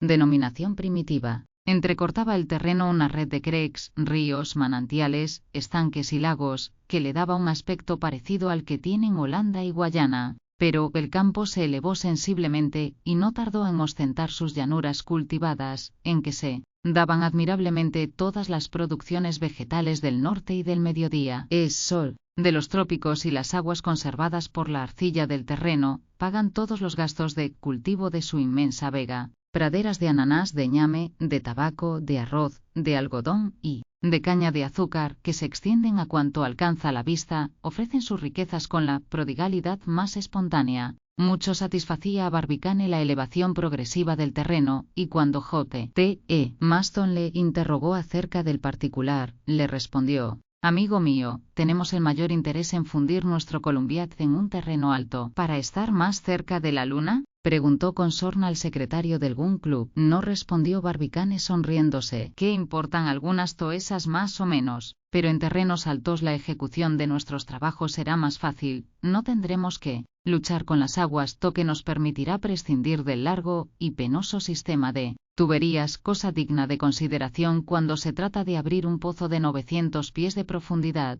«Tenéis razón», dijo el ingeniero Murchison. «Debemos, en cuanto podamos, evitar los cursos de agua durante la perforación. Pero si encontramos manantiales, no hay que amilanarse por eso, los agotaremos con nuestras máquinas o los desviaremos. No se trata de un pozo artesiano, estrecho y oscuro, en el que la terraja, el cubo, la sonda, en una palabra, todos los instrumentos del perforador, trabajan a ciegas. Nosotros trabajaremos al aire libre, a plena luz, con el azadón o el pico en la mano, y con el auxilio de los barrenos. Saldremos pronto del paso». «Sin embargo», respondió Barbicane, «si por la elevación o naturaleza del terreno podemos evitar una lucha con las aguas subterráneas, el trabajo será más rápido y saldrá más perfecto. Procuremos, pues, abrir nuestra zanja en un terreno situado a algunos centenares de toesas sobre el nivel del mar». «Tenéis razón, señor Barbicane, y si no me engaño, no tardaremos en encontrar el sitio que nos conviene». «Ya quisiera haber dado el primer azadonazo», dijo el presidente. «Y yo el último», exclamó J.T.E. Maston. «Todo se andará, señores», respondió el ingeniero, «y creedme, la compañía de Goldspring no tendrá que pagar indemnización alguna por causa de retraso». «Por Santa Bárbara que tenéis razón», replicó J.T.E. Maston. $100 por día hasta que la luna se vuelva a presentar en las mismas condiciones, es decir, durante 18 años y 11 días, constituirían una suma de $650.000. «¿Sabíais eso?». «Ni tenemos necesidad de saberlo», respondió el ingeniero. A cosa de las 10 de la mañana, la comitiva había avanzado unas 12 millas. A los campos fértiles sucedió entonces la región de los bosques. A uno y se presentaban las esencias, más variadas con una profusión tropical. Aquellos bosques casi impenetrables estaban formados de granados, naranjos, limoneros, higueras, olivos, albaricoques, bananos y cepas de viña, cuyos frutos y flores rivalizaban en colores y perfumes. A la olorosa sombra de aquellos árboles magníficos, cantaban y volaban numerosísimas aves de brillantes colores, entre las cuales se distinguían muy particularmente las cangrejeras, cuyo nido debería ser un estuche de guardar joyas para ser digno de su magnífico y variado plumaje. V.T.E. Maston y el mayor no podían hallarse en presencia de aquella naturaleza opulenta, sin admirar su espléndida belleza. Pero el presidente Barbicane, poco sensible a tales maravillas, tenía prisa en seguir adelante. Aquel país tan fértil le desagradaba por su fertilidad misma. Sin ser hidróscopo, sentía el agua bajo sus pies, y buscaba, aunque en vano, señales de una aridez incontestable. Se siguió avanzando y hubo que vadear varios ríos, no sin algún peligro, porque estaban infestados de caimanes de 15 a 18 pies de largo. V.T.E. Maston les amenazó con su temible mano postiza, pero solo consiguió meter miedo a los pelícanos, yaguazas y faelones, salvajes habitantes de aquellas costas, mientras los grandes flamencos de color rosa le miraban como embobados. Aquellos huéspedes de las regiones húmedas desaparecieron a su vez, y árboles menos corpulentos se desparramaron par bosques menos espesos. Algunos grupos aislados se destacaron en media de llanuras infinitas cruzadas par numerosas manadas de gansos azorados. «Por fin llegamos», exclamó Barbicane, levantándose sobre los estribos. «He aquí la región de los pinos». «Y la de los salvajes», respondió el mayor.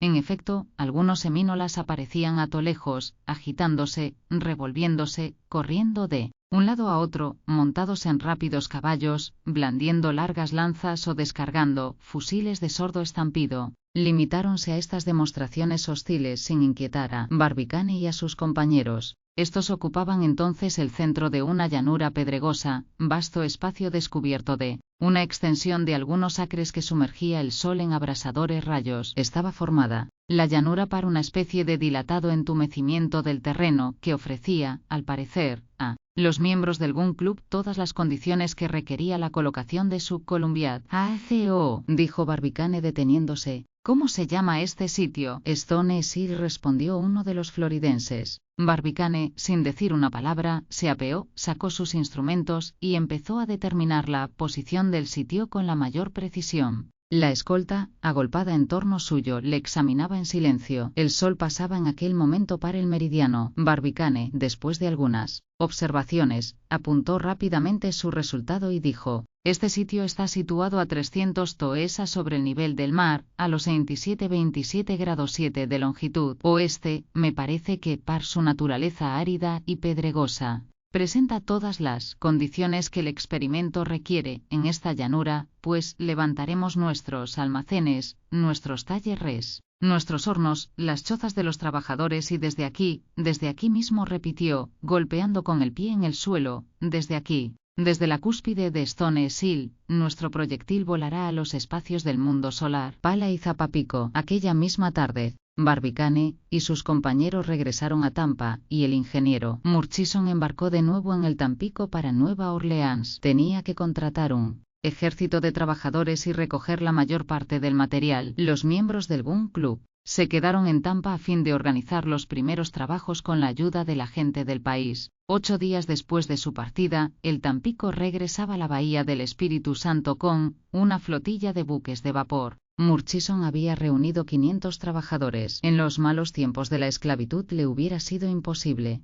pero desde que América, la tierra de la libertad, no abrigaba en su seno más que hombres libres, estos acudían donde quiera que les llamaba un trabajo generosamente retribuido. Y el Gun Club no carecía de dinero, y ofrecía a sus trabajadores un buen salario con gratificaciones considerables y proporcionadas. El operario reclutado para la Florida podía contar, concluidos los trabajos, con un capital depositado a su nombre en el Banco de Baltimore. Murchison tuvo, pues, donde escoger, y pudo manifestarse severo respecto de la inteligencia y habilidad de sus trabajadores. Es de creer que formó su laboriosa legión con la flor y nata de los maquinistas, fogoneros, fundidores, mineros, albañiles y artesanos de todo género, negros o blancos sin distinción de colores. Muchos partieron con su familia. Aquello era una verdadera emigración. El 31 de octubre, a las 10 de la mañana, la legión desembarcó en los muelles de Tampa, y fácilmente se comprende el movimiento y actividad que reinarían en aquella pequeña ciudad cuya población se duplicaba en un día.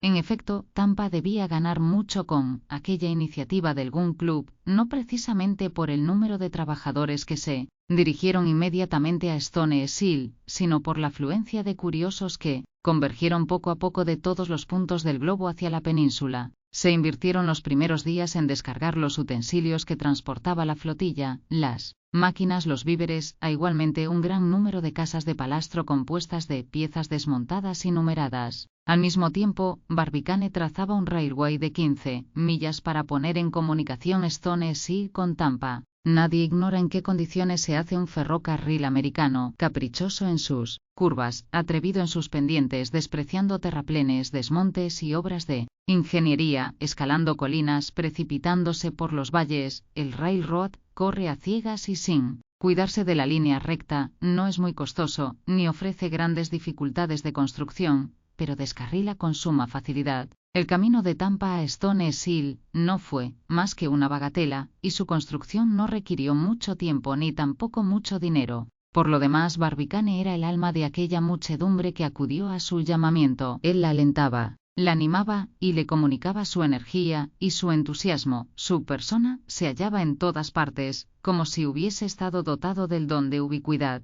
Seguido siempre dejó T.E. Maston su mosca zumbadora. Con él no había obstáculo ni dificultades, ni contratiempos. Era minero, albañil y maquinista tanto como artillero, teniendo respuestas para todas las preguntas y soluciones para todos los problemas. Estaba en correspondencia constante con el Gun Club y con la fábrica de Gold Spring, y día y noche, con las calderas encendidas, con el vapor en presión, El Tampico aguardaba sus órdenes en la rada de Hillsboro. El primer día de noviembre Barbicane salió de Tampa con un destacamento de trabajadores, y al día siguiente se había levantado alrededor de Stone Hill, una ciudad de casas metálicas que se cercó de empalizadas, la cual, por su movimiento, por su actividad, poco o nada tenía que envidiar a las mayores ciudades de la Unión. Se reglamentó cuidadosamente el régimen de vida, y empezaron las obras. Sondeos escrupulosamente practicados permitieron reconocer la naturaleza del terreno y empezó la excavación el 4 de noviembre. Aquel día, Barbicane reunió a los jefes de los talleres y les dijo: «Todos conocéis, amigos míos, el objeto por el cual os he reunido en esta parte salvaje de Florida. Trátase de fundir un cañón de 9 pies de diámetro interior, 6 pies de grueso en sus paredes y 19,5 de revestimiento de piedra. Es pues preciso abrir una zanja que tenga de ancho 60 pies y una profundidad de 900. Esta obra considerable debe concluirse en 8 meses, y por consiguiente tenéis que sacar, en 255 días, 2.540.000 y 3.200 pies cúbicos de tierra, es decir, 10.000 pies cúbicos al día. Esto, que no ofrecería ninguna dificultad a 1.000 operarios que trabajasen con holgura, será más penoso en un espacio relativamente limitado. Sin embargo, puesto que es un trabajo que se ha de hacer, se hará, para to cual cuento tanto con vuestro ánimo como con vuestra destreza». A las 8 de la mañana se dio el primer azadonazo en el terreno floridense, y desde entonces, el poderoso instrumento no tuvo en manos de los mineros un solo momento de ocio. Las tandas de operarios se relevaban cada 6 horas. Por colosal que fuese la operación, no rebasaba el límite de las fuerzas humanas. Trabajos más difíciles, en los que había sido necesario combatir directamente contra los elementos, se habían llevado felizmente a cabo. Sin hablar más que de obras análogas, basta citar el pozo del tío José, construido cerca de El Cairo por el sultán Saladino, en una época en que las máquinas no habían completado aún la fuerza del hombre. Dicho pozo baja al nivel del Nilo, a una profundidad de 300 pies, y aquel otro pozo abierto en Coblenza por el margrave Juan de Baden, a la profundidad de 600 pies. Pues bien, ¿de qué se trataba en última instancia? De triplicar esta profundidad y duplicar su anchura, toque haría la perforación más fácil. Así es que no había ni un peón, ni un oficial, ni un maestro, que dudase del éxito de la operación. Una decisión importante, tomada por el ingeniero Murchison, de acuerdo con el presidente Barbicane, había de acelerar más y más la marcha de los trabajos. Por un artículo del contrato, el Columbiad debía estar reforzado con zunchos o abrazaderas de hierro forjado. Estos zunchos eran un lujo de precauciones inútil, de las que el cañón podía prescindir sin ningún riesgo. Se suprimió, pues, dicha cláusula, contó que se economizaba mucho tiempo, porque se pudo entonces emplear el nuevo sistema de perforación adoptado actualmente en la construcción de los pozos, en que la perforación y la obra de mampostería se hacen al mismo tiempo. Gracias a este sencillo procedimiento, no hay necesidad de apuntalar la tierra, pues la pared misma la contiene con un poder inquebrantable y desciende por su propio peso. No debía empezar esta maniobra hasta alcanzar el azadón la parte sólida del terreno. El 4 de noviembre, 50 trabajadores abrieron en el centro mismo del recinto cercado, es decir, en la parte superior de Stone Hill, un agujero circular de 60 pies de ancho. El pico encontró primero una especie de terreno negro, de 6 pies de profundidad, cuya resistencia triunfó fácilmente. Sucedieron a este terreno 2 pies de una arena fina, que se sacó y guardó cuidadosamente porque debía servir para la construcción del molde interior. Apareció después de la arena una arcilla blanca bastante compacta, parecida a la marga de Inglaterra, que tenía un grosor de 4 pies. Enseguida, el hierro de los picos echó chispas bajo la capa dura de la tierra, que era una especie de roca formada de conchas petrificadas, muy seca y muy sólida, y con la cual tuvieron en to sucesivo que luchar siempre los instrumentos. En aquel punto, el agujero tenía una profundidad de 6 pies y medio, y empezaron los trabajos de albañilería. Construyóse en el fondo de la excavación un torno de encina, una especie de disco muy asegurado con pernos y de una solidez a toda prueba. Tenía en su centro un agujero de un diámetro igual al que debía tener el Columbiad exteriormente. Sobre aquel aparato se sentaron las primeras hiladas de piedras, unidas con inflexible tenacidad por un cemento de hormigón hidráulico. Los albañiles, después de haber trabajado de la circunferencia al centro, se hallaron dentro de un pozo que tenía 25 pies de ancho. Terminada esta obra, los mineros volvieron a coger el pico y el azadón para atacar la roca,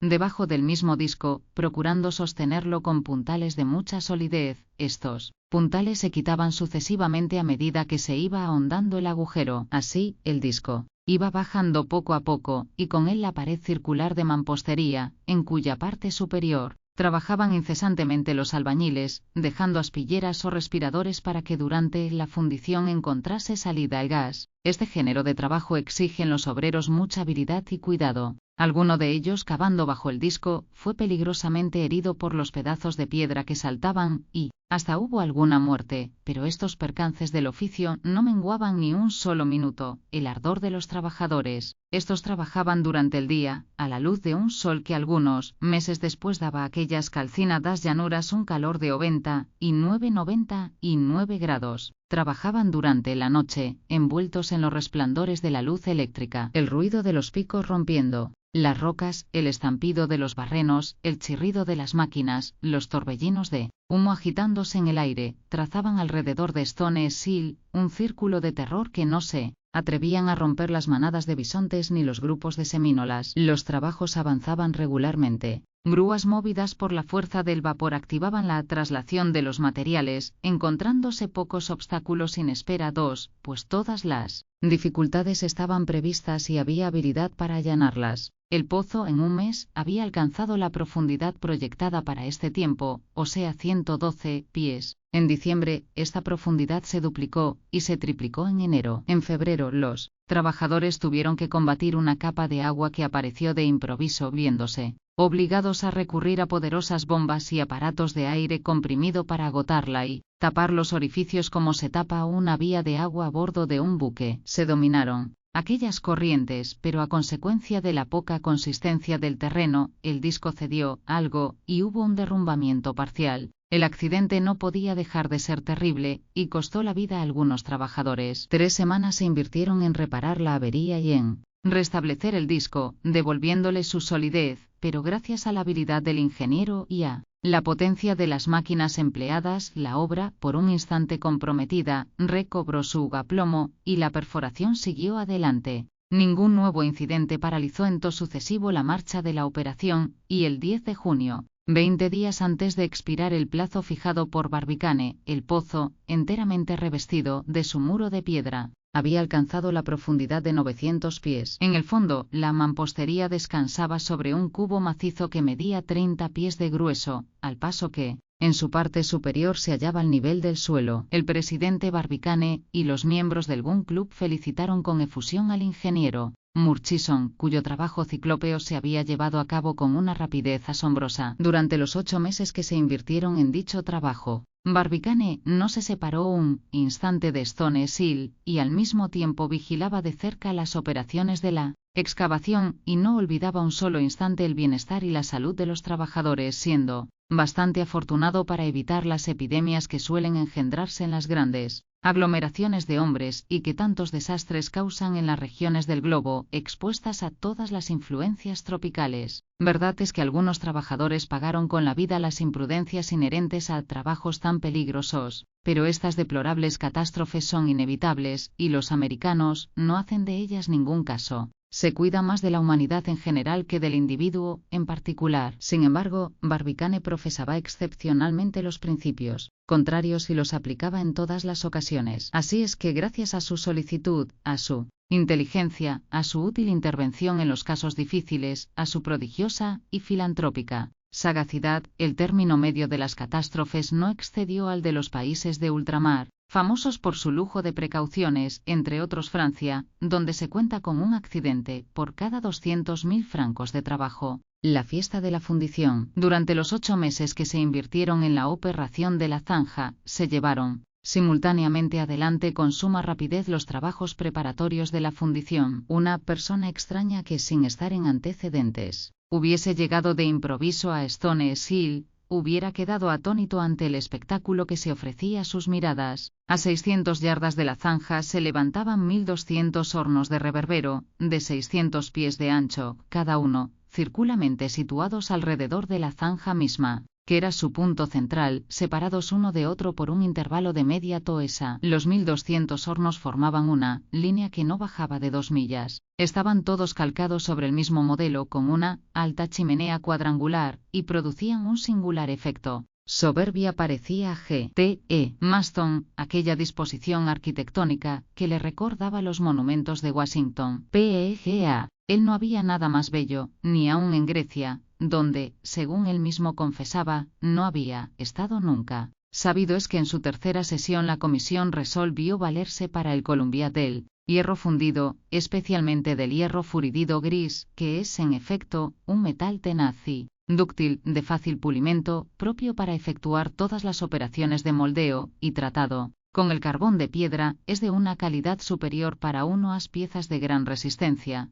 tales como cañones, cilindros de máquinas de vapor y prensas hidráulicas. Pero el hierro fundido, si no ha sido sometido más que a una sola fusión, es raramente suficiente homogéneo, por que se le acendra y depura por medio de una segunda fusión, que le desembaraza de sus últimos depósitos terrosos. Por lo mismo, el mineral de hierro, antes de ser embarcado para Tampa, era sometido a los altos hornos de Gold Spring y puesto en contacto con carbón y silicio y elevado a una alta temperatura, siendo transformado en carburo, y después de esta primera operación, se dirigía el metal a Stones Hill. Pero se trataba de 136 millones de libras de hierro fundido, que son una cantidad enorme para transportar por los railways. El precio del transporte hubiera duplicado el de la materia. Pareció preferible fletar buques de Nueva York y cargarlos de fundición en barras, aunque para esto se necesitaron 68 buques de 1000 toneladas, una verdadera escuadra, que el 3 de mayo salió del canal de Nueva York.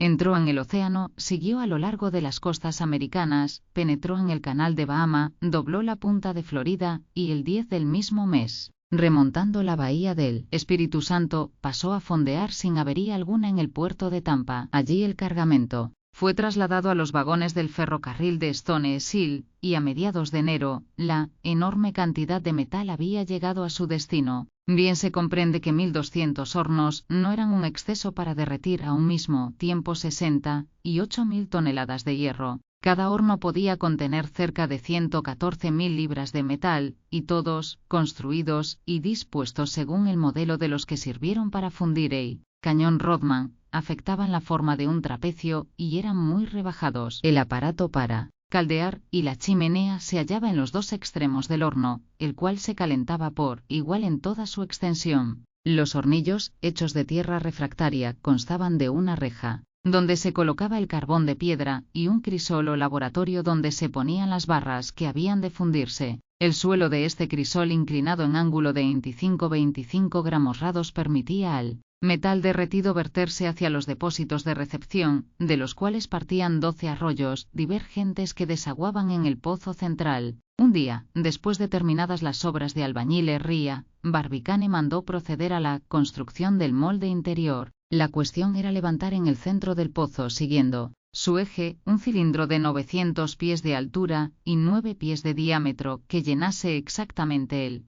espacio reservado al ánima del Columbiad. Este cilindro debía componerse de una mezcla de tierra arcillosa y arena, a la que añadían heno y paja. El intervalo que quedase entre el molde y la obra de fábrica debía llenarlo el metal derretido para formar las paredes del cañón, de un grosor de 6 pies. Para mantener equilibrado el cilindro, fue preciso reforzarlo con armadura de hierro y sujetarlo a trechos por medio de puntales transversales que iban desde él a las paredes del pozo. Estas traviesas después de la fundición quedaban formando cuerpo común con el cañón mismo, sin que éste sufriese por la interposición menoscabo alguno. Habiendo terminado esta operación el 8 de julio, podía procederse inmediatamente a la fundición, y se fijó esta para el día siguiente. Será una gran fiesta el acto de la fundición, dijo J.T.E. Maston a su amigo Barbicane. Sin duda, respondió Barbicane, pero no será fiesta pública. C.O.O. ¿No abriréis las puertas del recinto a todo el que se presente?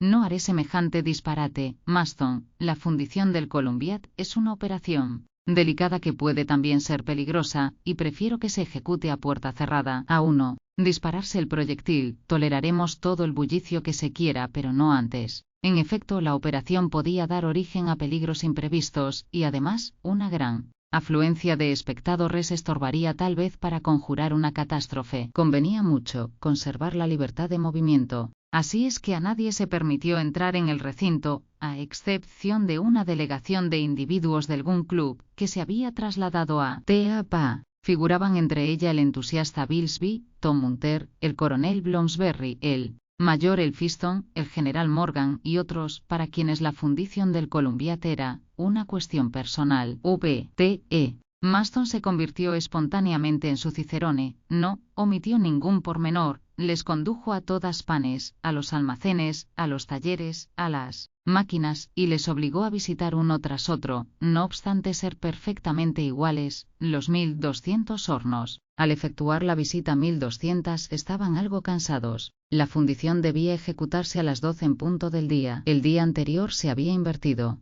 principalmente en cargar cada uno de los hornos con 114.000 libras de barras de metal, colocadas de manera que dejasen algunos huecos para que el aire inflamado pudiese circular entre ellas libremente. Desde la madrugada, empezaron las 1200 chimeneas a vomitar en la atmósfera sus torrentes de llamas, y agitaban la tierra sordas trepidaciones. Había que quemar tantas libras de carbón de piedra cuantas eran las libras de metal que había que fundir. Había, pues 68.000 libras de carbón que proyectaban delante del disco del sol un denso cortinaje de humo negro. No tardó el calor en hacerse insoportable en aquel círculo de hornos cuyos ronquidos parecían retumbos de trueno, aumentando el estrépito poderosos ventiladores que en su continuo soplo saturaban de oxígeno todos aquellos focos candentes. El buen éxito de la operación de la fundición dependía en gran parte de la rapidez con que se la condujese. A una señal dada, que consistía en un cañonazo, todos los hornos a la vez debían abrir paso al hierro derretido y vaciarse enteramente. Tomadas estas disposiciones, maestros y trabajadores aguardaron el momento fijado con mucha impaciencia y también con cierta zozobra. No había nadie en el recinto, y cada maestro fundidor ocupaba su puesto cerca de los agujeros, por donde debía salir el metal licuado. Barbicane y sus colegas contemplaban la operación desde una eminencia cercana, teniendo delante un cañón pronto a ser disparado a una señal del ingeniero. Algunos minutos antes de dar las 12, empezó el metal a formar gotas que se iban dilatando, se fueron llenando poco a poco los receptáculos, y cuando el hierro se hubo derretido enteramente se le dejó reposar un poco con el fin de facilitar la separación de las sustancias heterogéneas. Dieron las 12, sonó de pronto un cañonazo, perdiéndose en el aire, como un relámpago, su resplandor momentáneo. 1200 aberturas se destaparon a la vez, y 1200 serpientes de fuego se arrastraron hacia el pozo central, desarrollando sus anillos candentes. Al llegar al pozo se precipitaron a una profundidad de 900 pies con espantoso estrépito. Aquel espectáculo era conmovedor y magnífico. La tierra temblaba, y las olas de metal hirviente, lanzando al cielo los torbellinos de humo, volatilizaban al mismo tiempo la humedad del molde y la arrojaban por los espiráculos o respiraderos del muro de piedra bajo la forma de impenetrables vapores. Aquellas nubes ficticias, subiendo hacia el cenita, una altura de 500 toesas, desenvolvían sus densas espirales. Un salvaje errante, más aún uno AD, los límites del horizonte, hubiera podido creer en la formación de un nuevo cráter en las entrañas de Florida, y sin embargo, aquello no era una erupción, ni una tromba, ni una tempestad, ni una lucha de elementos, ni ninguno de los fenómenos terribles que es capaz de producir la naturaleza.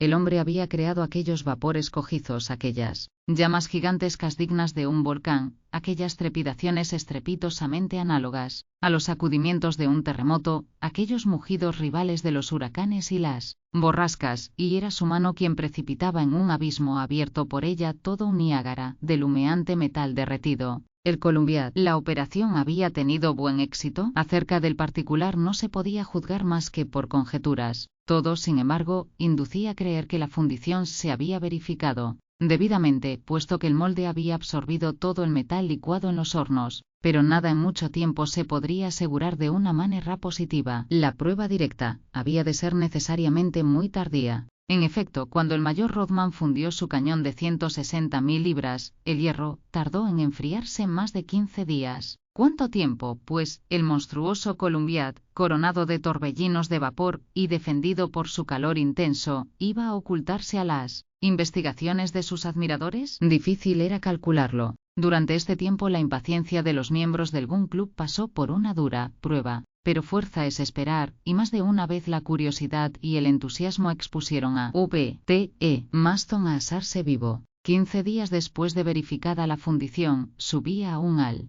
cielo un inmenso penacho de humo, y el suelo abrasaba los pies en un radio de 200 pasos alrededor de la cima de Stones Hill. Pasaron días y días, semanas y semanas. No había medio de enfriar el inmenso cilindro, al cual era imposible acercarse. Preciso era aguardar, y los miembros del Gun Club tascaban su freno. Nos hallamos ya de agosto, dijo una mañana G.T.E. Maston. Faltan apenas 4 meses para llegar al 1 de diciembre, y aún tenemos que sacar el molde interior, formar el ánima de la pieza y cargar el Columbiad. ¿Tendremos tiempo? Ni siquiera podemos acercarnos al cañón. ¿No se enfriará nunca? Sería un chasco horrible. En vano se trataba de calmar la impaciencia del secretario. Barbicane no despegaba los labios, pero su silencio ocultaba una sorda irritación. Verse absolutamente detenido por un obstáculo del cual solo podía triunfar el tiempo, enemigo temible en aquellas circunstancias, y hallarse a discreción suya, era duro para un hombre de guerra.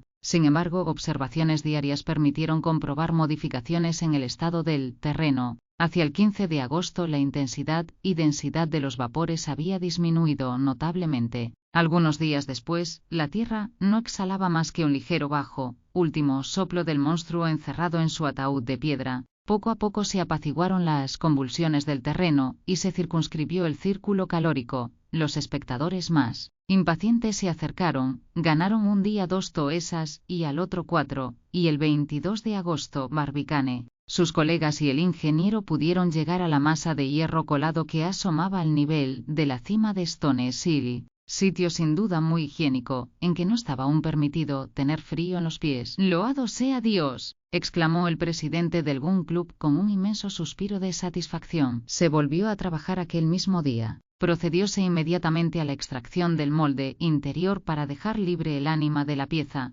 Funcionaron sin descanso el pico, el azadón y la terraja. La tierra arcillosa y la arena habían adquirido con el calor una dureza suma, pero, con el auxilio de las máquinas, se venció la resistencia de aquella mezcla que ardía aún al contacto de las paredes de hierro fundido. Se sacaron rápidamente en carros de vapor los materiales extraídos, y se hizo todo tan bien, se trabajó con tanta actividad, fue tan apremiante la intervención de Barbicane, y tenían tanta fuerza sus argumentos, a los que dio la forma de dólares, que el 3 de septiembre había desaparecido hasta el último vestigio del molde. Inmediatamente después, empezó la operación de alisar el ánima, a cuyo efecto se establecieron con la mayor prontitud las máquinas convenientes, y se pusieron en juego poderosos alisadores cuyo corte eliminó rápidamente las desigualdades de la fundición. Cabo de algunas semanas, la superficie interior del inmenso tubo era perfectamente cilíndrica, y el ánima de la pieza había adquirido un pulimento perfecto. Por último, el 22 de septiembre, no habiendo aún transcurrido un año desde la comunicación de Barbicane, la enorme máquina, calibrada rigurosamente y absolutamente vertical, según comprobaron los más delicados instrumentos, estaba en disposición de funcionar. No había que esperar más que a la luna, pero todos tenían una completa confianza en que tan honrada señora no faltaría a la cita. La conocían por sus antecedentes y por ellos la juzgaban. La alegría de G.T.E. Maston traspasó todos los límites, y poco le faltó para ser víctima de una espantosa caída por el afán con que abismaba sus miradas en el tubo de 900 pies. Sin el brazo derecho de Bloomsbury, que el digno coronel había felizmente conservado, el secretario del Gun Club, como un segundo Heróstrato, hubiera encontrado la muerte en las profundidades del Columbiad. El cañón estaba, pues, concluido, y no cabía duda alguna acerca de su ejecución perfecta. Así es que el 6 de octubre, el capitán Nicholl, no obstante sus antipatías, pagó al presidente Barbicane la segunda apuesta, y Barbicane en sus libros, en la columna de ingresos, apuntó una suma de $2.000. Motivos hay para creer que la cólera del capitán llegó al último extremo, causándole una verdadera enfermedad. Sin embargo, quedaban aún 3 apuestas, una de $3.000, otra de 4.000 y otra de 5.000, y con solo ganar 2 de ellas, no sé, hubiera librado mal del negocio. Pero el dinero no entraba para nada en sus cálculos, y el éxito obtenido por su rival en la fundición de su cañón, a cuyo proyectil no hubiera resistido una plancha de 10 toesas, le daba un golpe terrible. El 23 de septiembre se permitió al público entrar libremente en el recinto de Stone Seal, y ya se comprende que sería la afluencia de visitantes. Innumerables curiosos, procedentes de todos los puntos de los Estados Unidos, se dirigían a Florida. Durante aquel año la ciudad de Tampa, consagrada enteramente a los trabajos del Gun Club, se había desarrollado de una manera prodigiosa, y contaba entonces con una población de 60.000 almas. Después de envolver en una red de calles el fuerte Broque, se fue prolongando por la lengua de tierra que separa las 2 radas de la bahía del Espíritu Santo. Nuevos cuarteles, nuevas plazas, un bosque entero de casas nuevas había brotado en aquellos enales antes desiertos, al calor del sol americano. Habíanse fundado compañías para erigir iglesias, escuelas y habitaciones particulares, y en menos de un año se decuplicó la extensión de la ciudad. Sabido es que los yanquis han nacido comerciantes. A donde quiera que les lance la suerte, desde la zona glacial a la zona tórrida, es menester que se ponga en ejecución su instinto de los negocios. He aquí por qué simples curiosos que se habían trasladado a Florida sin más objeto que seguir las operaciones del Gun Club, se entregaron, no bien se hubieron establecido en Tampa, a operaciones mercantiles. Los buques fletados para el transporte del material y de los trabajadores habían dado al puerto una actividad sin ejemplo. Otros buques de todas clases, cargados de víveres, provisiones y mercancías, surcaron luego la bahía y las 2 radas. Grandes contadores de armadores y corredores se establecieron en la ciudad, y la Shipping Gazette anunció diariamente en sus columnas la llegada de nuevas embarcaciones al puerto de Tampa.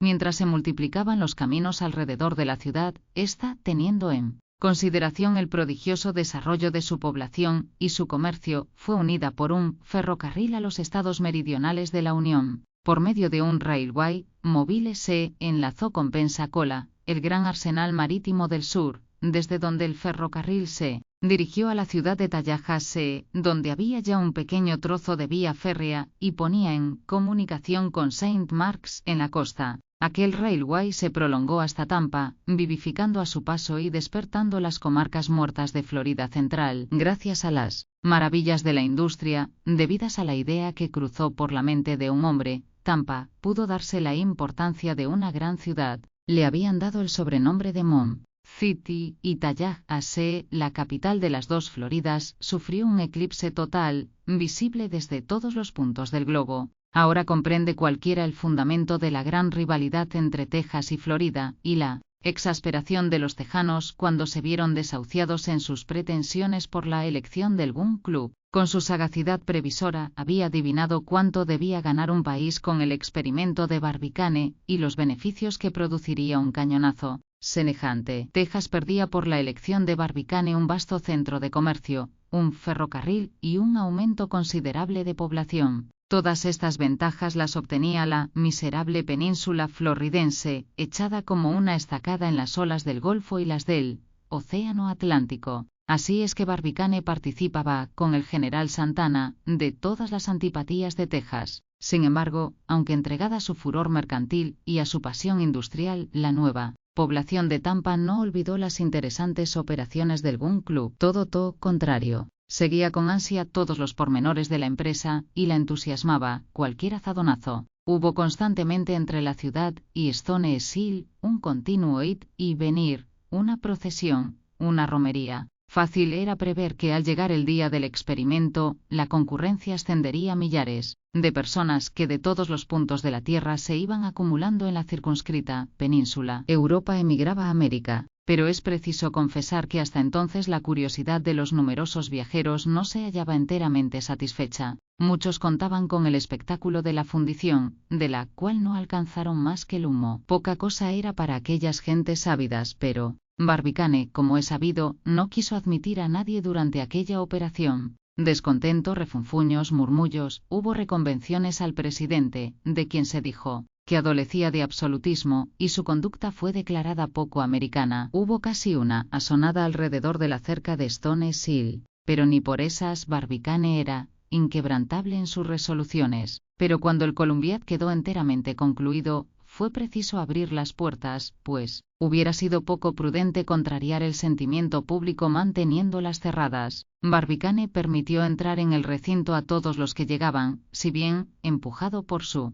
talento práctico, resolvió especular en grande con la curiosidad general. La curiosidad es, siempre para el que sabe explotarla, una fábrica de moneda. Gran cosa era contemplar el inmenso Columbiad, pero la gloria de bajar a sus profundidades parecía a los americanos el non plus ultra de la felicidad posible en este mundo. No hubo un curioso que no quisiese darse a toda costa el placer de visitar interiormente aquel abismo de metal. Atados y suspendidos de una cabria que funcionaba a impulsos del vapor, se permitió a los espectadores satisfacer su curiosidad excitada. Aquello fue un delirio. Mujeres, niños, ancianos, todos se impusieron el deber de penetrar en el fondo del ánima del colosal cañón preñado de misterios. Se fijó el precio de $5 por persona, y a pesar de su elevado costo, en los 2 meses inmediatos que precedieron al experimento, la afluencia de viajeros permitió a algún club obtener cerca de $500.000. Inútil, es decir que los primeros que visitaron el Columbiad fueron los miembros del Gun Club, a cuya ilustre asamblea estaba justamente reservada esta preferencia. Esta solemnidad se celebró el 25 de septiembre. En un cajón de honor, bajaron el presidente Barbicane, B.T.E. Maston, el mayor Elphiston, el general Morgan, el coronel Bloomsbury, el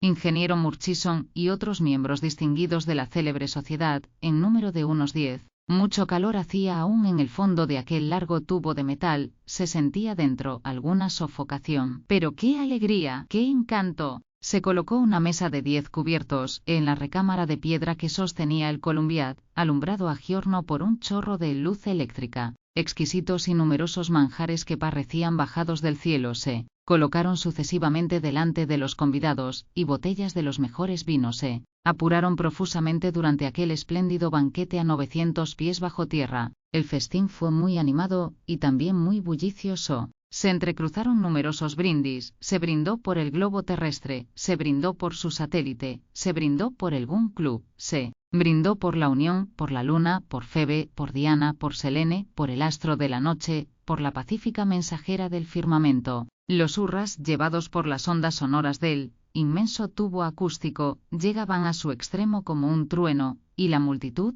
colocada alrededor de Stone Seal, se unía con el corazón y con los gritos a los 10 convidados, hundidos en el fondo del gigantesco Columbiad. V.T.E. Maston no era ya dueño de sí mismo. Difícil sería determinar si gritaba más que gesticulaba, y si bebía más que comía. Lo cierto es que no cabía de gozo en su pellejo, que no hubiera dado su lugar por el imperio del mundo, aun cuando el cañón cargado, cebado y haciendo fuego en aquel instante, hubiera debido enviarle hecho pedazos a los espacios planetarios. Pudiérase decir que estaban terminados los grandes trabajos emprendidos por el Gun Club, y sin embargo, tenían aún que transcurrir 2 meses antes de enviar el proyectil a la Luna. 2 meses que debían parecer largos como años a la impaciencia universal. Hasta entonces los periódicos habían dado diariamente cuenta de los más insignificantes pormenores de la operación, y sus columnas eran devoradas con avidez, pero era de temer que en to sucesivo disminuyese mucho el dividendo de interés, distribuido entre todas las gentes, y no había quien no temiese que iba a dejar pronto de percibir la parte de emociones que diariamente le correspondía. No fue así. El más inesperado, el más extraordinario, más increíble y más inverosímil